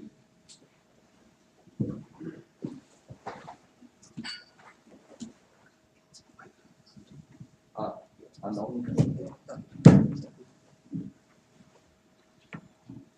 예, 법무부 인줄촌의 윤석희 변호사입니다. 오늘 그 김상조 위원장님께서 발표하신 것 중에서 특히 인상 깊고 또 상당히 그 저희들로서 긍정적으로 생각이 되는 게 이 법 집행 체계 개선에 관해서 체계적인 접근을 하시겠다 하는 점입니다. 그런 점은 특히 이제 우리가 법률가로서 법 체계에 관심을 많이 가지고 있기 때문에 그렇기도 하고, 이게 거시적인 접근 방법으로 그 과거에 오바마 애드미니스트레이션에서 그 마더나이제이션 프로젝트라든가 이런 것들을 우리가 반영해서 한다면 아주 좋겠다고 생각합니다. 다만 이제 법 집행 체계 개선하는 과정에서 좀 이 대기업이나 로펌이나 이런 쪽의 그 이야기라든지 그런 의견과 경험도 충분히 반영이 되었으면 좋겠다. 조화를 하는 의미에서요. 그 다음에 다른 한 가지는 그게 말하자면 거시적인 접근 방법이라면 구체적으로 사건 처리라든가 집행 단계에 있어서는 또 그 구체적 타당성을 위한 그 미시적 접근 방법에 또 신경을 써주시면 좋겠다고 생각합니다. 그래서 이게 하다 보면 법이 그냥 일반성을 가지기 때문에 똑같은 척도로 모든 사건들을 재단을 하다 보니까 구체적 사건에서는 타당성이 없는 또는 의도와는 다른 팩트 패턴에 다른 목적으로 제정된 규정이 적용되는 이런 문제들이 상당히 많은 것 같습니다. 그래서 예를 들면 이 프랜차이즈 산업 같은 경우에도 그 프랜차이즈의 업종에 따라서 예를 들면 아주 그 럭셔리어스한 그런 상품이나 또는 서비스를 제공하는 경우하고 아주 이 이코노믹스를 강조하는 그런 말하자면 가성비에 집중한 그런 산업이나 업종하고는 이게 많이 다르거든요. 근데 똑같은 규정을 가지고 모든 데 다 적용을 하다 보면은 상당히 좀 문제가 생기는 것 같아요. 그래서 특히 이제 위원장님께서는 또 경제학 교수시고 박사시니까 경제학적인 측면에서 제가 좀 부탁을 드리고 싶은 것은 그런 하나의 어떤 그 규정이라든가 이런 게 있다 하더라도 산업별로 그다음에 또 산업에 있어서도 각 그 세그먼트별로 어떤 시장 조사라든가 어떤 그 생태계의 어떤 현실을 잘 파악하셔가지고 미시적으로 구체적 타당성 있는 법 집행이 될 수 있도록 그렇게 해주시면 고맙겠다. 그런 말씀을 좀 부탁드리고 싶습니다. 예. 윤세리 변호사님 감사합니다. 그 법 집행 체계 개선 정말로 제가 공정거래위원장으로 임기 3년을 채운다면 이 3년 동안 가장 하고 싶은 게 바로 법 집행 체계 개선을 통해서 공정위가 신뢰받는 기관으로 거듭나게 하는 것. 이게 제가 제일 하고 싶은 겁니다. 그런 점에서 그 점에 대해서 포인트를 주신 것에 대해서 감사드리고요. 대기업과 로펌의 의견을 더 경청해달라. 사실 정말로 저도 좀 아쉬운 부분이 있는데요. 사실 제가 그러니까 이 대학 교수 시절에는 아마 대학 교수 시절에 저만큼 이렇게 사실은 기업인들을 많이 만난 사람이 있을까라고 할 정도로 좀 많이 만났습니다. 변호사님들 마찬가지로. 근데 모범이 되고 난 다음에 만날 기회가 더 적어졌어요. 더구나 이게 좀 자유롭게 의견을 표현할 수 있는 기회가 더더욱나 주었고요. 그래서 참 그런 부분이 너무나 아쉽고 또 사실은 이런 자리도 그런 위치는 더욱더 소중한데 사실 조금 더 시간을 좀 길게 여유 있게 잡으면서 아주 좀 더 디테일한 얘기를 나눌 수 있는 그런 어떤 자리를 앞으로 좀 더 많이 마련해야 되겠다는 생각이 들고요. 특히 이제 그런 측면에서 경쟁법을 연구하신 교수님들이 어떤 연구소나 센터를 통해서 저뿐만이 아니라 저희 실무자들과 자주 접촉할 수 있는 기회를 좀 많이 만들어 주셨으면 좋겠습니다. 특히 제가 공정위 이제 간부들과 직원들한테 이런 어떤 학회나 세미나 이런 데에서 적극적으로 좀 참여해서 배우고 그리고 또 우리의 또 고충을 설명드리라고 말씀을 드리고 있습니다. 꼭 좀 불러주셨으면 좋겠습니다. 그 다음에 그 사건 처리의 구체성, 타당성, 구체적 타당성, 미시적 어떤 엄밀성이라고 그러는데요. 정말로 중요합니다. 저희들이 단순히 이렇게 큰 얘기만 하는 게 아니라 사실 그 큰 얘기의 일정 부분은 또 법을 고쳐야만 되는 것들도 있지만 법 개정 없이 사실은 저희 지금 공정이 내부 지침이나 또는 고시로 되어 있는 것들이 많습니다. 특히 사건 처리 절차 규정 같은 거요. 이제 이런 거 이미 사실은 다시 전부 다 리뷰하고 일부는 이미 개정했고 다시 이제 또 엄밀하게 살펴보고 있는데 예를 들면 이제 심사 보고서 또는 어디까지 문제가 될 것이냐 라는 것과 그 다음에 피신인들의 방어권 보장을 위해서 지금보다도 훨씬 더 이제 그러니까 심의 과정들을 좀 더 많이 가질 필요도 있을 것 같고, 뭐 이제 이런 어떤 여러 가지 이제 고민들을 하고 있고요. 그런 과정 속에서 정말 1심 법원에 걸맞는 그런 어떤 사건 조사와 심의가 이루어질 수 있도록 그렇게 노력을 하겠는데, 마지막으로 이 프랜차이즈 산업 예를 들으셨습니다만, 그냥 하나 산업을 통틀어서 그냥 너무 이렇게 one size fit all 하는 그런 접근이 아니라 좀 더 세분화된 접근이 필요하다라는 거에 대해서 좀 여기에 대해서 역시 또 당부의 말씀을 드리고 싶은 게 있는데요. 바로 그런 어떤 접근을 하기 위해서는 하드로만으로는 너무나 부족하다고 생각합니다. 그러니까 법, 시행령, 규정으로는 그렇게 세세한 접근을 하기가 어려운 부분들이 너무나 많기 때문에 이런 것들을 보완하기 위해서 사실은 강제성이 없는 여러 가지 소프트로우를 통해서 일정한 정도의 가이드라인을 만들므로써 예측 가능성, 법 집행의 예측 가능성을 높여가는 그런 어떤 노력들이 필요하다고 생각하는데요. 제가 이 공정위원장이 되고 난 다음에 정말 아쉽게 생각하는 것 중에 하나가, 뭐 물론 이유가 있습니다. 손톱미카 씨, 우리나라에서는 소프트로우가 눈에 보이지 않는 규제로 작동하는 경우들이 많았기 때문에 지난 정부에서 많은 어떤 공정위뿐만 아니라 여러 부처에서 연속 규범들이 폐지가 됐습니다. 이제 그러다 보니까 상위의 어떤 가이드라인만을 가지고 너무 경직적으로 접근할 수밖에 없는 그런 문제점들이 많이 있었고요. 그래서 저는 오히려 제가 위원장으로 있는 동안에는 좀 더 이렇게 내려간 이 소프트로우를 좀 더 다양하고 좀 더 디테일하게 만들면서 구체적인 사건에서의 어떤 현실성을 좀 더 감안할 수 있는 그런 방식으로 접근을 하려고 하고 있습니다. 물론 이렇게 하다 보면 업계에서 또 반발이 있을 수가 있습니다. 이제 그런 부분에 관해서 경제학이라는 것이 언제나 양면, 수요와 공급, 코스트와 베니핏을 비교 협력하는 것이니까요. 저희 공정위가 앞으로 좀 더 이렇게 강제성이 없는 여러 가지 다양한 어떤 연성 규범들을 통해서 현실 적합성 있는 어떤 접근 노력을 하고자 할 때 업계에서 많은 어떤 조언과 지원을 좀 해주시길 부탁드리겠습니다. 네, 감사합니다. 다음 질문 받겠습니다. 먼저 우선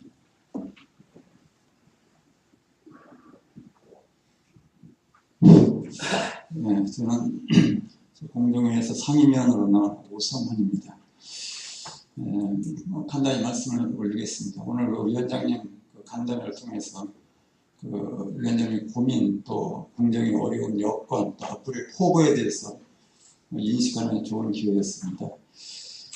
저도 이 법 집행 체계 전면 개편에 대해서 의지를 말씀하셨기 때문에 그것과 관련해서 간단히 좀 제 생각을 좀 말씀드릴까 해서 마이크를 잡았습니다. 며칠 전에 중앙일보하고 또 인터뷰하신 거, 그것도 저 기사를 봤습니다만은, 거기 봐도 공정거래법 1조부터 다시 쓴다는 이런 생각을 가지고 있다 그러면서 현행 공정거래법은 20세기 후반부 산물로서 ICT 발전이라든가 최근에 4차 산업혁명과 같은 변화된 경제 여건과 현상을 규율하는 데는 한계가 있기 때문에 전면 개편 필요성을 강조하시면서 연내 국회에 제출하겠다 이런 기사를 봤습니다. 근데 판단한 말이죠. 이렇게 이제 공정거래법의 전면 개편에서 공정위가 추구하는 목표를 제대로 이렇게 달성을 하려면은 이 공정거래법 체계를 바로잡는 것만으로는 부족하고 한계가 있다고 이렇게 보입니다. 그래서 상관관계가 있는 다른 법, 예를 들면 상법이라든가 또 자본시장법, 또 형법 등 관련 법과 융화와 더불어서 유기적 관계를 도모하는 것이 매우 중요하다, 이런 판단이 듭니다. 예컨대 재벌개혁과 관련해서 상법 개정안이 지금 여당 발의로 국회에 계류되어 있죠. 다중대표 소송제, 또 다중장부 열람권을 이렇게 제도화하는 그런 중요한 내용을 담은 상법 개정안이 국회 여당 발의로 계류가 되어 있습니다만은 소액주주를 보호한다는 명분으로 이 대주주의 의결권을 제한함으로써 기업 가치를 떨어뜨릴 우려가 상당히 크다는 그런 그 야당 측 반발로 그 계류가 돼 있습니다만은 현재 답보 상태에 있는 걸로 이렇게 알고 있습니다. 또한 그 최근에 문제가 됐던 그 삼성물산과 제일모직의 그 합병 과정에서 그 국민연금공단이 그 동원된 것과 같은 그런 부당한 일이 재발되지 않아야 되겠는데, 그렇게 하기 위해서는 그 주주권 행사 모범 규제, 말하자면 그 스튜어드십 코드의 법제화 이런 것이 많이 논의가 되고 있는데, 그걸 하기 위해서는 그 자본시장법을 좀 보완할 그런 필요가 있거든요. 또 그 밖에도 그 재벌의 중대 경제 범죄를 방지하기 위해서 집행유예를 불허한다든가, 재벌의 중대 범죄에 대해서는 또 대통령 사면권을 제한한다든가, 그렇게 하려면 형법을 개정해야 되는데, 이것도 현 그 문재인 대통령 그 대통령 공약사항으로 되어 있기 때문에 검토와 추진이 필요하다고 이렇게 판단이 됩니다. 때문에 그 공정거래법 개편의 그 말하자면 명세상과 그 목적 달성을 위해서는 공정위가 그 경쟁력 제기 주무부처로서 공정거래법 개정안 마련 외에, 비록 직접 소관부처는 아니지만 현재 국회에 계류 중인 그 상법 개정안도 한번 이게 검토를 해가지고 부분적으로 보완할 필요가 있다면은 그런 내용을 소관부처에 제시도 하고, 또 자본시장법이나 형법 보완 사항 등도 그 소관부처에 제시함으로써 말하자면 재경부, 법무부, 뭐 금융위, 또 4차 산업혁명위 등 공정위 외의 그 관계부처 유관기관과 함께 유기적으로 관련법 개정안 추진을 이렇게 유도함으로써 관련법 개정안이 가급적 동시에, 뭐 같은 날짜면 제일 좋겠습니다만 뭐 그렇게는 안 되도록 가급적 비슷한 시기에 국회에 제출되게 하는 등, 말하자면 범부처 차원에서 이 패키지로 법 개정 작업을 추진해야 명분도 쓰고 또 법 개정 가능성과 효과도 극대화될 수 있다고 이렇게 판단이 됩니다. 근데 이게 이제 굉장히 어렵기 때문에 필요하면은 국무조정실이라든가 짧게 끝납니다. 청와대 뭐 정책실 이런 데 협조 좀 받아가면서 이렇게 추진하는 것이 가능성 제고 또 효과 극대화에 도움이 된다고 생각하는데, 그거에 대한 위원장님 견해를 좀 듣고 싶습니다. 정말로 감사합니다. 사실 아까 시간이 부족해서 제가 언급하지 못한 부분이었어요. 근데 슬라이드는 있습니다. 거기 보시면 제가 뭐 이른바 경제력 집중업체 시책의 어떤 개선 방향과 관련해서 아까 사전 규제 위주의 입법만이 아니라 다양한 어떤, 특히 연설 규범까지 포함한 다양한 어떤 수단들의 최적 조합이 필요하다, 이 말씀을 드렸는데요.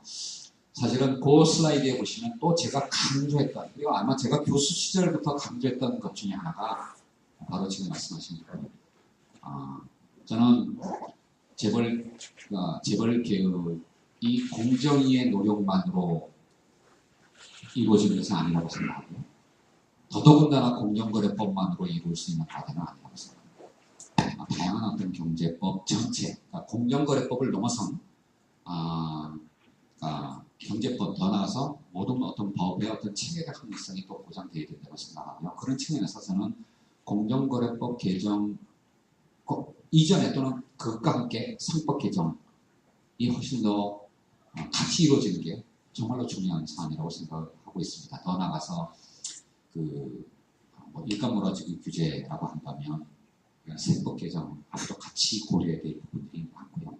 그 다음에 그 지주회사 규제는 또 뭐 세법도 있고, 금융 관련 법도 있고, 더 나아가서 스튜어드십 코드 문제도 있고, 이런 다양한 어떤 부처들의 다양한 어떤 수단들이 정말로 이 체계적으로 결합이 되었을 때 경제적 효율성과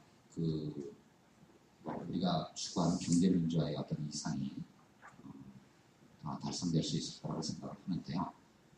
이거는 아까 말씀하신 것은 저의 평소의 지론이자 확신입니다. 정말로 공정거래법만으로는 재벌개혁을 달성할 수 없다고 생각하고요. 그리고 실제로 그렇게 노력하고 있습니다. 지금 아까 말씀하신 그 상법 개정 이슈와 관련해서도 사실은 정부 차원에서 사실 상당한 정도의 논의와 조율을 진행을 하고 있고요. 그 다음에 뭐 금융위의 어떤 여러 가지 이슈들 또는 뭐 다른 어떤 세법 개정 이런 이슈들에 대해서 사실 아직까지는 뭐 정확하게 어떤 내용을 말씀드릴 단계는 아닙니다만 아까 말씀드린 바와 같이 각 부처의 어떤 칸막이를 덜어내면서 전체적으로 이 문제를 바라보는. 그래서 과연 이 제도가 여기까지 가게 되면 다른 제도는 어디 수준에서 결합되는 게 효과적이느냐 이런 것들을 정말 고민하고 있습니다. 각 부처가 따로 움직이지 않고 있고요. 이런 거에 대한 어떤 범정부 차원의 조율 노력이 분명히 지금 진행되고 있다라고 하는 것을 말씀드리겠습니다. 네, 지금 약속한 시간이 다 되어서 혹시 위원님께서 양해해 주시면 한 10분 정도만 좀 연장해서 30분도 더 있을 수 있습니다. 그럼 지금부터 오전 12시까지 연장하고는 싶습니다만 저희가 자리 예약이 그때까지 돼 있지 않습니다. 그래서 위원님께서 다행히 양해해 주셨으니까 지금부터 몇 분만 좀 질문을 추가로 받도록 할 텐데 다시 한번 부탁드립니다. 배경 설명은 최소화하시고 질문 중심으로 말씀해 주시기 바랍니다. 네, 저기 박태식 본인 소속과 성함을 말씀해 주시고 질문 주시기 바랍니다. 예, 법무법인 율촌의 박태식 변호사입니다.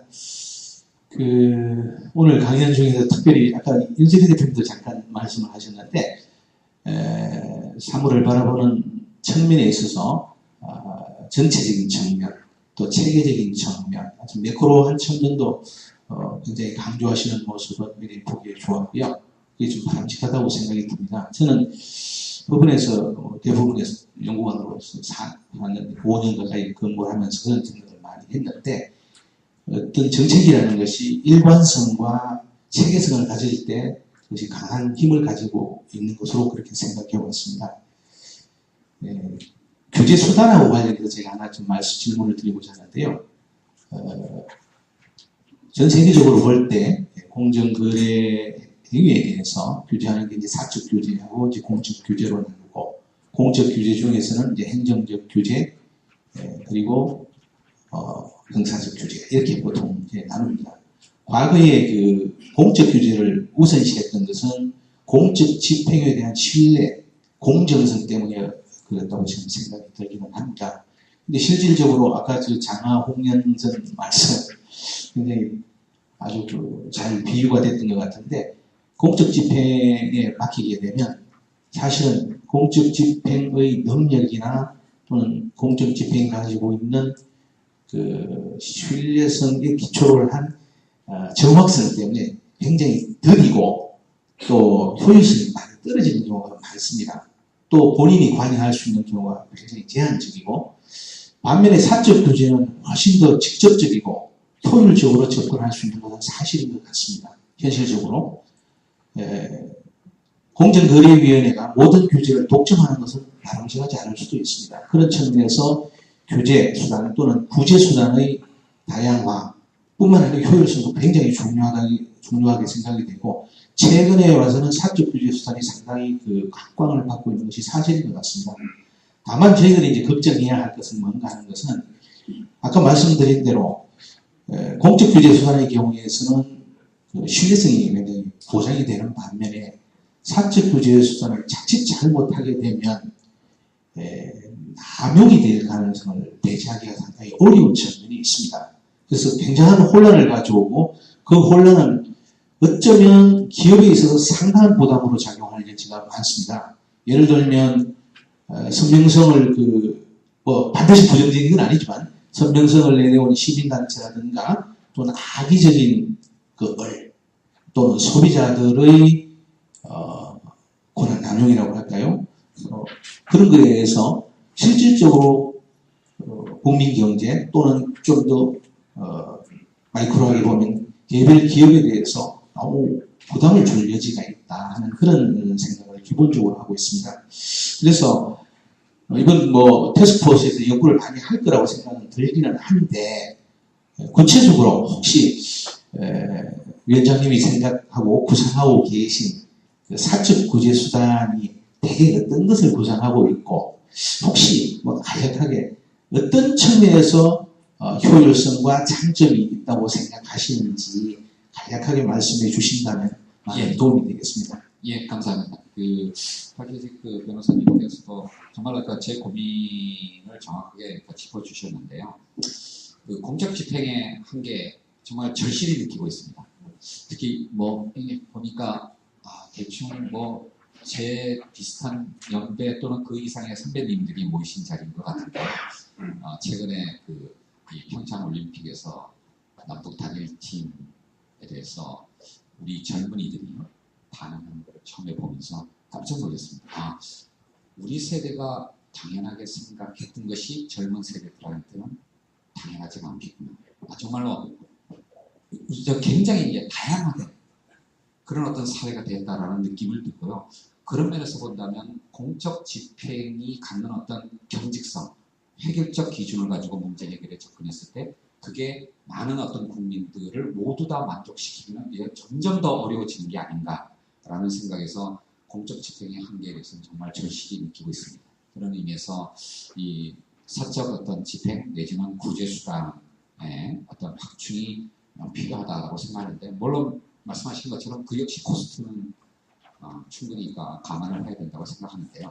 그냥 한 가지 말씀만 드리고 싶으면 사실 우리나라의 증권집단소송제를 사실은 제가 일하던 그 시민단체의 오랜 어떤 입법운동을 통해서 만들었습니다. 2003년에.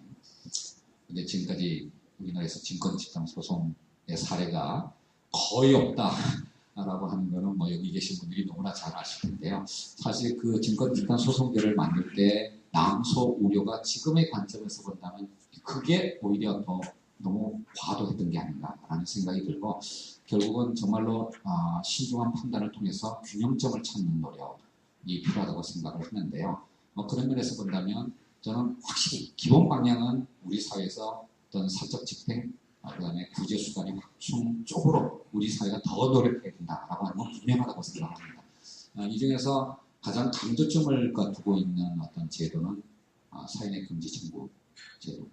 특히 이제 경쟁법의 집행과 관련해서 아까 말씀드린 것처럼 경쟁법 중에 처음부터 끝까지 가는 중에 어디서 딱 공정위가 딱 멈춰버리면 그다음부터는 피해자 또는 신고인이 더 이상 어떻게 할 수 없는 그런 어떤 상태를 넘어서기 위해서 그렇게 공정위의 부작위가 있었을 때 직접 법원에 이제 청구를 하는 사인의 금지 청구 제도가 일단은 가장 기본적으로 필요한 어떤 구제 장치가 아닌가라는 생각이 듭니다. 특히 이제 이 부분은 현 정부, 새 정부의 어떤 공약 사항이 뿐만 아니라 또 과거 보수 정부 하에서도 공약으로 내걸었던 것이기 때문에 이 부분에 대한 어떤 정치적 합의가 빨리 이루어졌으면 하는 거고요. 또 하나가 역시 이제 좀 더 증권 집단 소송 제도를 조금 더 범위를 넓혀서 소비자 분야에서 집단 소송제를 도입하는 이 두 가지 어떤 제도가 소송 제도로서는 가장 시급한 어떤 수단이 아닌가라는 생각이 들고, 근데 사실 솔직히 말씀드리면 우리의 어떤 법률 환경에서 소송으로 문제 해결을 하는 게 그렇게 쉽지 않다는 것은 너무나 잘 압니다. 사실 제가 20년 동안 주로 해왔던 게 소송되는 일이었기 때문에.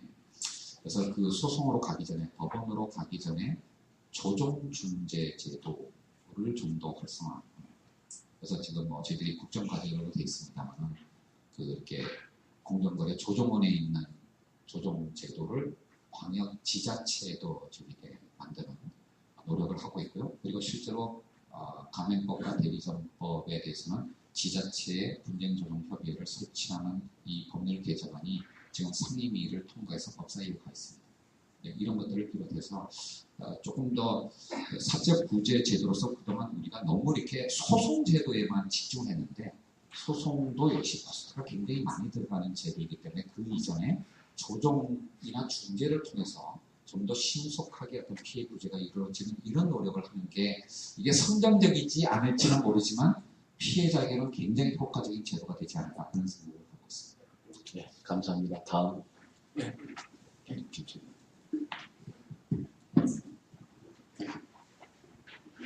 네, 공정거래위원회 오랫동안 근무하다가 지금 현재는 연세대학교 법무대학원의 위례 교수님이 김치거리입니다. 먼저 이런 자리를 우리 위원장께서 직접 나오셔가지고 공정거래 정책 방향에 대해서 얘기해 주시고 또 저희들이 궁금해하는 것을 많이 말씀해 주셔서 감사드립니다. 제 질문은 제가 공정거래 시대에 공동회의 과정을 했었습니다. 그래서 카르텔 다가회의를 이제 담당했었는데요. 며칠 전에 신문 보니까 우리 공정위에서 가불관계를 해소하는 차원에서 중소기업자 간에 이제 공동회의를 허용하겠다고 오늘 그 말씀하시는데요. 그래서 거래 조건에 관해서 허용한다고 말씀하셨는데 거래 조건의 합리화. 예, 거래 조건은 그런데 아시겠습니다만 이제 담합이라는 것이 우리 공정거래법에서는 경제법에서는 그 당연히법, 퍼세 일리갈을 금지하고 있는 것에 우리 경쟁당국이 이거 거래 조건이 합리화에 당한 것을 허용한다고 하는 것은 굉장히 저한테 충격적으로 받아들이고요. 또 하나는 이제 제가 우려하는 것은 그 중소기업자들, 저도 중소기업자를 위한 건 동일합니다. 그렇지만 그런 것을 빌미로 해가지고 다른 공동회의라든가 이런 것을 할 그런 개연성도 있지 않을까. 그래서 심지어는 이제 기존에 있는 중소기업자들이 새로운 중소기업자들 이런 것을 막는 그런 것도 제가 법 집행하면서 많이 그런 걸 봤거든요. 그래서 거기에 대해서 위원장님께서 어떤 생각을 갖고 계신지 듣고 싶습니다. 뭐 여기 계신 분들은 너무나 잘 아시겠지만 현행공정거래법 19조에 사실은 중소기업의 어떤 효율성 제고를 위해서 이미 사실 거기도 예외를 인정하는 조항이 현행법에도 있습니다. 다만 그 조항 자체가 너무 이제 추상화되어 있기 때문에 아시는 것처럼 아마 그 법집행 20년의 역사에서 아마 예외가 인정된 실제 신청 들어온 게 10몇 건밖에 안 되고요. 그 다음에 예외로 인정받은 게 한 자리 숫자에 불과한 걸 기억하고 있습니다. 그러니까 사실은 이게 갑자기 나온 아이디어는 아니고 이미 현행법에도 그 기본 취지는 반영이 되어 있는데 다만 말씀하신 것처럼 그런 경쟁법에서 그런 담합을 인정한다라고 하는 이 충돌을 해소하기 위해서 법적 불확실성, 예측 가능성을 높이기 위한 가이드라인을 어떻게 만드느냐의 문제로 접근해야 된다고 생각합니다. 이게 된다 안 된다의 문제가 아니라 이미 현행법에도 있고 다른 어떤 선진국의 경쟁법에도 유사한 제도들이 이미 운영되고 있는 상황 속에서 우리의 현실에 맞게 이것의 어떤 효율성과 예측 가능성을 높이는 구체적인 가이드라인을 만드는 게 그게 어떤 문제 해결의 방향으로 잡혀야 되는 게 아닌가라는 생각이 들고요. 그래서 아까도 제가 강조해서 말씀드렸습니다만은 그냥 일반 중소기업들의 공동행위가 아니라 중소기업 기본법에 있는 협동조합이 할 수 있는 공동행위가 중소기업 기본법에 연구가 되어 있습니다. 구매, 판매 또는 저장, 운송, 연구개발 등등. 그러니까 이미 중소기업 기본법에 열거되어 있는 협동조합의 합법적인 활동에 대해서 그게 과연 담합이냐 아니냐라고 하는 것에 대해서 구체적으로 어떻게 판단하는 기준을 만들겠다라는 거고요. 더 나아가서 소상공인들, 지금 뭐냐면 자영업자들을 말씀드리는 겁니다. 자영업자들이 소비자 후생에 영향을 미치는 이른바 퍼세 일리갈의 경성 담합은 무조건 무효입니다. 그거는 말이 안 되는 거고요. 그냥 이 소상공인들의 어떤 경쟁력을 제고하기 위한 여러 가지 공동 노력들까지도 사실은 공정거래법이 규율할 이유는 없는 게 아닌가라는 생각에서 그런 제안을 하게 된 거고요. 지금 이제 국회에서 심의를 하고 있습니다만 이 부분에 관해서 의원님들이 특히 야당 의원들이 많은 우려를 제기하고 있는 것이 사실입니다. 그래서 법률 심의 단계에서 지금 이 법이 국회를 통과하게 되면 저희 공정위가 운용하게 될 고시를 이미 만들었습니다.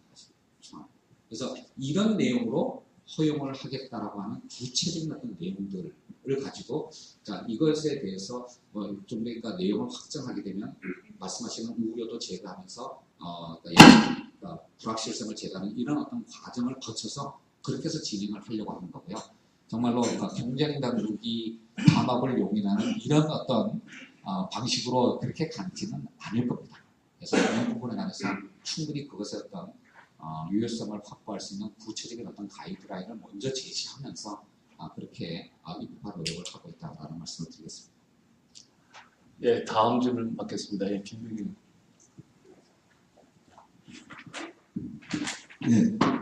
네, 저 김현장 금문열사무소의 김병일 고문입니다. 오늘 정말 위원장님 좋은 말씀 잘 들었습니다. 그리고 그냥 이때까지 생각했던 제가 잘못 생각했던 여러 가지 부분들이 많은 그런 오해가 풀렸다고 생각하고 참 좋은 말씀해주셔서 감사합니다. 아마 이 문제는 로펌이나 대기업에 근무하는 우리 공정의 오비들의 공통적인 그런 고충인 것 같은데요. 저같이 일하는 그 우리 공정의 오비들이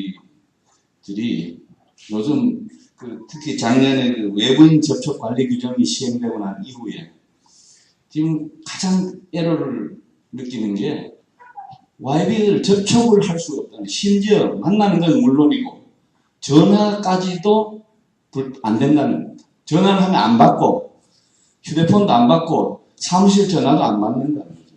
그래서 저도 이때까지 이 규정에 대해서 오해를 했습니다. 이거 보고를 받아가지고 보고서를 내면 사전에 스크린을 하는가 뭐 이런 생각을 했는데, 오늘 위원장님 말씀 들어보니까 정말 그런 식으로 운영을 한다면 그 YB 현직에 있는 직원들이 그렇게까지 경직되게 생각할 필요가 없는데, 현실적으로는 지금 현재 일어나는 상황은 거의 지금 접촉을 못하고 있습니다. 그래서 상당한 에러를 느끼고 있다고 그러는데, 이건 한번 위원장님께서 직원들한테 좀 충분히 강조를 하셔서 접촉 자체를 기피하는 이런 현상은 좀 막아야 되지 않겠느냐 하는 건의를 드립니다.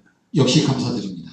사실 정말 강조하고 싶은 포인트 중에 하나이고요. 사실 이 제도를 이제 1월 1일부터 이제 시행을 했는데, 첫 한 달간은 그냥 시범 운영 기간이고 2월 달부터 본격적으로 시행한다고 했는데 아직 완벽하게 픽스되지는 않았습니다. 그래서 저희 내부적으로는 상반기, 그러니까 이제 6월까지 일단 운영을 하면서 거기서 나타나는 여러 가지 어떤 현실적인 문제점들을 이제 더 반영을 해서 이제 본격적으로는 어떤 하반기부터 이제 시행할 생각을 갖고 있는데요. 사실 뭐 잘 아시는 것처럼 미국의 로비스트법의 핵심은 두 가지입니다. 공직자와 접촉할 사람, 즉 로비스트는 사전 레지스트레이션을 하고 접촉하면 사후 리포트하라, 이제 이거 아닙니까, 그렇죠? 근데 이제 뭐 당연히 우리나라에서도 제대로 시행을 하려면 이 두 가지 요소를 다 담아야 되는데 지금 분명히 이것과 관련된 법률적 근거가 없습니다. 그래서 솔직히 말씀드리면 사전 레지스트레이션은 뺐습니다. 그래서 사후 리포트 부분만 담은 게 지금 공정의 로비스트 규정인데요. 그러면 이제 어디까지 보고하게 될 거냐, 그 보고 대상을 확장해야 되는 지금 이제 그 문제가 있습니다. 아까 제가 스피치 중에 말씀드렸던 거는 사후 보고가 그렇게 염려할 수준은 아니다 라는 말씀을 드렸던 거고, 사후 리포트에 관한 말씀을 드렸던 거고, 그럼 어디까지 보고 대상이냐라고 하는 이 앞에 부분을 좀 더 구체화하는 시간을 올 상반기까지로 생각을 하고 있는데요. 솔직히 말씀드리면 대기업 집단이나 로펌에게 저희들이 저희 공정위를 접촉하실 분들을 좀 명단을 제출해 주시려 저희들이 요청했습니다. 제출하라고 지시를 할 수가 없으니까요. 그랬더니 제출한 데도 있고 안 한 데도 있고 한 데도 이렇게 들쭉날쭉해서 도대체 그 리스트를 가지고는 이걸 시행할 수가 없었습니다. 그래서 이제 어떻게 할 거냐면 저희들이 한 6개월 정도 시행하면서 이렇게 제출된 리포트를 보면 대충 그 범위가 어디 정도까지일 거다라고 하는 것을 가늠하게 될 거고요. 그 다음에 실제로 뭐 저희 청사에 이제 출입하시면서 다 이렇게 이제 그 기록을 남기지 않으시겠습니까? 그래서 한 6개월 정도 지나면서 이제 그 저희 청사에 출입하셨던 분들, 그리고 이제 그 6개월 동안 제출된 리포트를 보면서, 그러면서 이제 접촉 보고 대상을 저희 나름대로는 여기 정도까지면은 합리적이겠다라고 하는 거를 판단을 하고, 그거를 이제 뭐 한 1년 단위로 이제 갱신하는 이제 그런 방식으로 지정을 하려고 하고요. 그래서 아마 지금 말씀하신 것은 1월 중에 어떤 시범 기간에 나왔던 현상인 것 같은데, 아마 진짜 1월 달에는 저희 직원들이 전화를 전혀 안 받았던 것 같습니다. 그 1월 동안에 그 보고된 리포트 숫자가 한 10건 정도 됩니다. 제가 그 중에서 거의 한 10분이 일어납니다. 그런데 2월 달부터는 조금 이게 그렇게 딱딱한 내부 지침은 아니다라고 하는 인식들이 지금 되는 것 같고요. 앞으로도 아마 핸드폰 통화는 어려우실 겁니다. 정말로 여기 계신 분들이 업무를 수행하기 위해서 저희 YB들과 접촉할 필요성이 있으면 사무실 전화로 전화하십시오. 사무실 전화는 보고대상 아닙니다. 그리고 받을 겁니다. 그러니까 이 점은 제가 다음 주에 직원 조례가 있는데 분명히 말씀드리겠습니다. 그래서 아까도 말씀드린 바와 같이 시장 감독 기구가 마켓 플레이어와 접촉하지 않고서 어떻게 일을 하겠습니까? 그러니까 이 로비스트 규정의 취지는 접촉을 하지 말라는 얘기가 아닙니다. 그러면 저희들 일 못합니다. 그 점에 관해서는 여기 계신 분들과 저희가 YB들이 제가 앞으로도 계속 주지시켜갈 거고요. 그리고 정말로 리포트를 사전 리뷰하지 않겠다. 라고 하는 거는 보면 그냥 통계만 낼 겁니다. 한 달 동안에 몇 건 있었고, 뭐 직급벌레는 몇 건 정도다. 그 중에서 위원장은 몇 건이었다. 뭐 이 정도 통계만 제출할 거기 때문에 정말로 이 부분에 관해서는 좀 이제 시행하면서 내 외부의 어떤 우려들이 상당히 줄어들 거라고 생각을 하겠고요. 제가 다시 한번 저희 직원들한테 보고서 내는 거에 대해서 자, 나는 이렇게 쓰고 있으니까 여러분들도 이 정도까지만 쓰면 된다. 그리고 사무실로 불러오는 전화는 반드시 받으시라 라고 말씀드리겠습니다.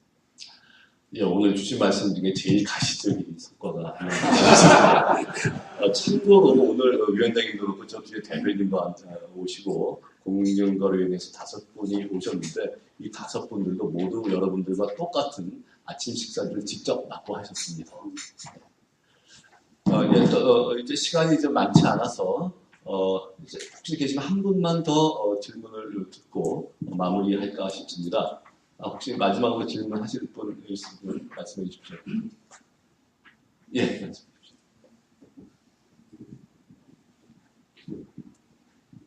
네, 현대모비스에서 근무하는 최준호 변호사입니다. 아까 위원장 말씀 잘 들었고요.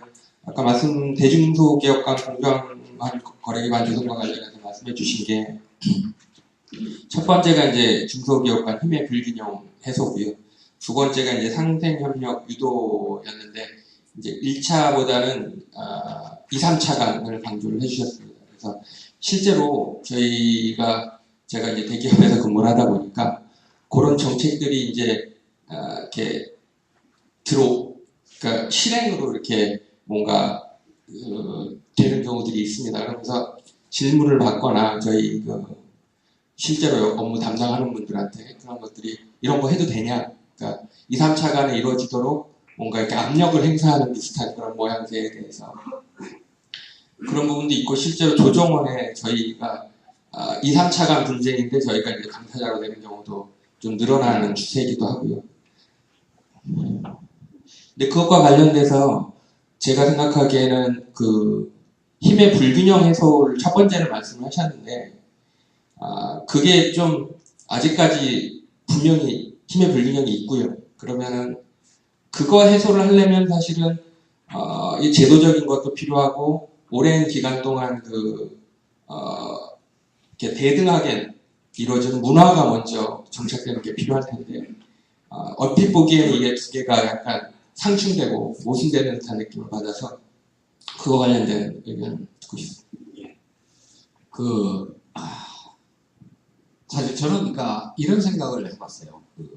저도 이렇게 제가 자주 썼던 표현인데 어떤 문제를 해결하기 위해서 비유를 들자면 치어까지 새끼 물고기까지 다 잡아버리는 세밀한 코에 정치망 하나를 던지는 방식보다는 엄성하지만 그러니까 코가 성기지만 성긴 코에 그물을 여러 개를 던지는 게 더 낫지 않겠느냐라는 생각을 합니다.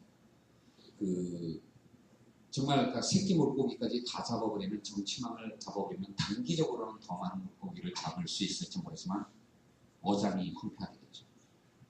그렇게 접근해서는 안 된다고 생각합니다. 하나하나의 그물은 코가 성겨서 빠져나갈 물고기들이 있겠지만 그거를 2개, 3개 해서 그 중에 어느 하나에 걸리기를 기대하는 이런 방식으로 우리의 법 체계와 집행을 해야 되는 게 아닌가라는 생각이 듭니다. 제가 이 말씀을 드리는 이유는 아까 로비스트 규정도 마찬가지인데요. 아까 아마 또 언론에서는 그런 식으로 엉성하게 로비스트 규정 운영할 거면 뭐하러 하느냐라고 하실 텐데요. 저는 우리나라의 공직자윤리법상의 재취업 심사 규정, 김영란법 또는 어느 하나로 문제를 다 해결할 수 있다고 생각하지 않습니다. 각각의 제도에 다 루폴들이 있습니다. 각각의 제도는 다 성긴 코의 그물이라고 할 수가 있겠고요. 그런 어떤 그러니까 성긴 코의 그물을 하나가 아니라 여러 개 설치함으로써 부분 이렇게 막아가는 하나하나 루프를 얻지만 그 전체적으로는 합리적이고 효율적인 어떤 제도를 만들어가는 그런 방식으로 접근해야 된다고 생각합니다. 대중소기의 문제도 마찬가지라고 생각을 하고요. 이런 어떤 그러니까 운동장을 평평하게 만드는 어떤 노력이 그야말로 그냥 그 대기업의 모든 어떤 경영 판단이 불공정 행위로 판단될 수 있는 그런 방식으로 경직되게 집행되어서는 안 된다고 생각합니다. 특히 하도급법의 경우는 너무나 잘 아시는 것처럼 사실은 채권 채무의 사적인 어떤 성격이 상대적으로 굉장히 강합니다. 하도급 분쟁 사건의 절반 이상이 사실은 하도급 대부분과 관련된 것인데 저희들한테 그러니까 민원 사건이니까 접수되는 것들을 보게 되면 그러니까 신고인들은 이 세상에 이렇게 불공정한 일이 없다라고 하소연을 하고 그걸 해다 안 되면 저희 진짜 저를 직접 만나겠다고 저 청사로 막 찾아오고 그런 분들이 부지기수로 많거든요. 근데 저희가 경쟁 당국의 입장에서 하도급법을 딱 놓고 이렇게 판단하게 되면 이건 공정위가 개입하기 어려운 사건이다. 즉 사적 사건이다. 라고 판단되는 부분들이 너무나 많습니다. 네, 그렇기 때문에 피해자들이 원하는 만큼 하도급법의 어떤 그 규율을 공적인 어떤 수준에서 더 강하게 어려운 것이 사실입니다. 바로 이제 그런 문제를 해결하기 위해서 아까 여러 차례 말씀드렸던 연성법률, 소프트로의 어떤 좀 확대가 필요하다고 생각해요. 그런 면에서 분명히 경성법률과 연성법률 사이에 충돌의 문제가 생길 수 있다고 생각하는데 저는 우리 사회가 앞으로 점점 더 많이 보다 더 효과적인 어떤 연성법률의 체계를 통해서 자율적인 어떤 협력과 분쟁 조정이 이루어지는 시스템으로 가야 된다고 생각하는데 그런 측면에서 정말 어려운 이슈 중에 하나가 제가 교수 시절 오래전부터 주장했던 건데 바로 2차, 3차 협력업체들의 이 열악한 어떤 문제 또는 거기서 일하시는 근로자들의 특히 비정규직 근로자들의 어떤 문제를 어떻게 개선할 것인가 이런 데 고민들을 하는 과정에서 지금 특히 이제 현대 프로듀서는 선제적으로 2, 3차 협력업체에 대한 어떤 지원 방안을 발표해 주셔서 제가 감사드리는데요. 여전히 불확실성이 남아있습니다. 부담 간섭으로 판단될 여지가 분명히 있기 때문에 그래서 저희 상반기 중에 바로 그러니까 이 대기업 원사업자가 2차, 3차 협력업체의 어떤 상황을 개선하기 위해서 1차 협력업체와 거래 관계에서 뭔가 동료를 하는 이런 행위, 예상 가능한 행위들을 쭉 열거하면서 그 중에서 적법과 불법의 경계선을 가르는 부당 간섭에 관한 지침을 제정했습니다. 그러니까 이 지침을 통해 가지고 원사업자가 2, 3차 협력업체와의 거래 조건을 개선하기 위해서 여기까지는 해주셔서 좋고 해주시면 바람직한 겁니다. 라고 하는 예측 가능성을 높이는 어떤 지침을 만들어서 시행을 할 거고요. 그걸 만드는 과정에서 업계의 여러 가지 현실적인 경험들을 저희들이 경청하도록 하겠습니다. 예, 질문을 마무리하려고 했는데 아까 더 없으신 줄 알았는데 많이 구석에 계신 분께서 손을 너무 열심히 들으셔서 간단하게 좀 질문하실 게 있으시면 해주실 수도 좀 간단히 하시겠습니까? 네. 로고스의 이동원 변호사입니다. 저는 검찰이 소속되어 있는 법무부와 공정위가 서로 장점이 있는데 법무부는 수사에 있어서의 전문성이 있고 공정위는 그 경제 분야에 있어서의 전문 분석이라든지 이런 거에 대해서 장점이 있기 때문에 담합이나 요즘에 잘 집행이 안 되고 있는 CG 남용 행위에 대해서 서로 협력을 하면 좋은 성과를 거둘 수 있다는 아쉬움이 많은 경우가 많았습니다. 근데 서로 이제 전통적인 권력 기관이다 보니까 서로가 좀 협력이 종전에는 없었던 것 같은데 미국과 같은 업무 해방을 만든다거나 M&A 시장뿐만 아니라 특히 요즘에 이제 문제가 되고 있는 담합에 대한 조사라든지 이런 부분에 있어서 업무 협력이 안 되고 있는 듯한 느낌이 듭니다. 민간에 있는 변호사 입장에서 잘 모르지만 그 분야에 대해서 어떻게 생각하시는지 답변 부탁드립니다. 예, 정말로 또 중요한 포인트를 하나 짚어주셔서 감사드리는데 한 가지 좀 수정을 해 주시기를 요청드리겠습니다. 공정위를 권력기관으로 부르지 마십시오. 그러니까 검찰은 권력기관인지 모르지만 그러니까 이 공정위는 권력기관이 아니고요. 농담입니다. 근데 어제 발표한 법 집행 체계 개선 TF의 최종 보고서에 총 11개의 어떤 과제에 대한 의견들이 담겨 있는데요. 거기에 이제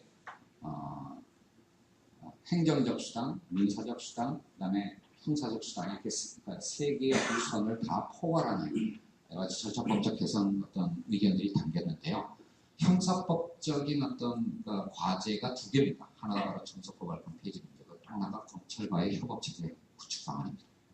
그래서 지금 말씀하신 것처럼 단순히 정석고발권을 유지할 거냐 말 거냐 또는 뭐 폐지 방향으로 간다면 어느 법률의 어느 조항에다가 풀 거냐 이런 거를 판단하는 것도 중요하지만 사실은 그 전에 해야 될 것이 지금 말씀하신 것처럼 공정위가 검찰과 어떤 영역에서 어떤 방식으로 협업 체계를 구축할 것인가라고 하는 것을 고민하고 이제 실천해야 된다고 생각을 하고요. 이 방안에 대해서 분명히가 TF 보고서에서도 강력하게 공고가 되었습니다. 그리고 저희들이 할 거고요. 사실 이 TF를 운영하는 과정에서 법무부와 검찰 쪽에서 이제 나오셔가지고 의견들을 제시를 했는데 모든 분들이 정말로 이 검찰과 공정의 어떤 협업이 필요하다라고 생각을 하고 그것에 관해서 사실 기존에 어떤 있었던 공정거래 소법협의 공정소법협의 사실 그게 몇 년 전까지 있었는데 제대로 운영이 안 되고 있었습니다. 사실 제가 취임한 이후로 한 번도 개최가 되지 않았고요.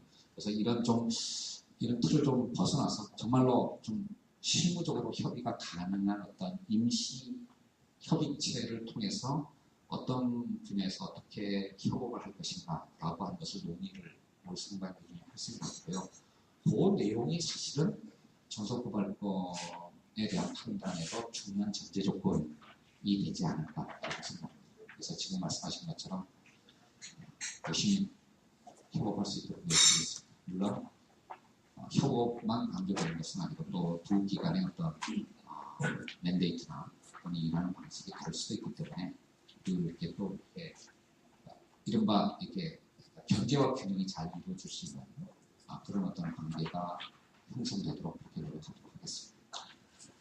예, 감사합니다. 오늘 이 자리에서 직접 소통의 위력이 얼마나 대단한지 다시 한번 느낄 수 있었고 그런 의미에서 저희 공정거래 실천 모임과 우리 세계 대학교 경제법 전문 연구소가 앞으로 학술 활동 등을 통해서 이런 소통의 역할을 담당해야겠다 그런 결심을 더 강하게 갖게 됐습니다. 혹시 위원장님 마무리 말씀 좀 해주시겠어요? 아니 앞으로도 좀 자주 불러주십시오. 1년에 한 번만 말고 조금 더 자주. 예, 그럼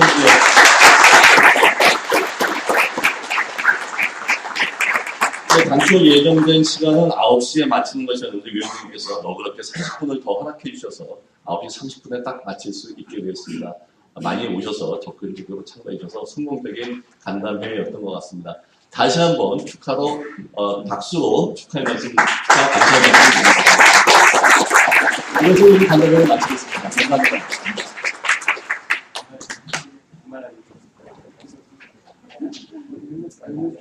예? 제가 여기 오라 그러는데 안 보고 어떻게 하겠습니까?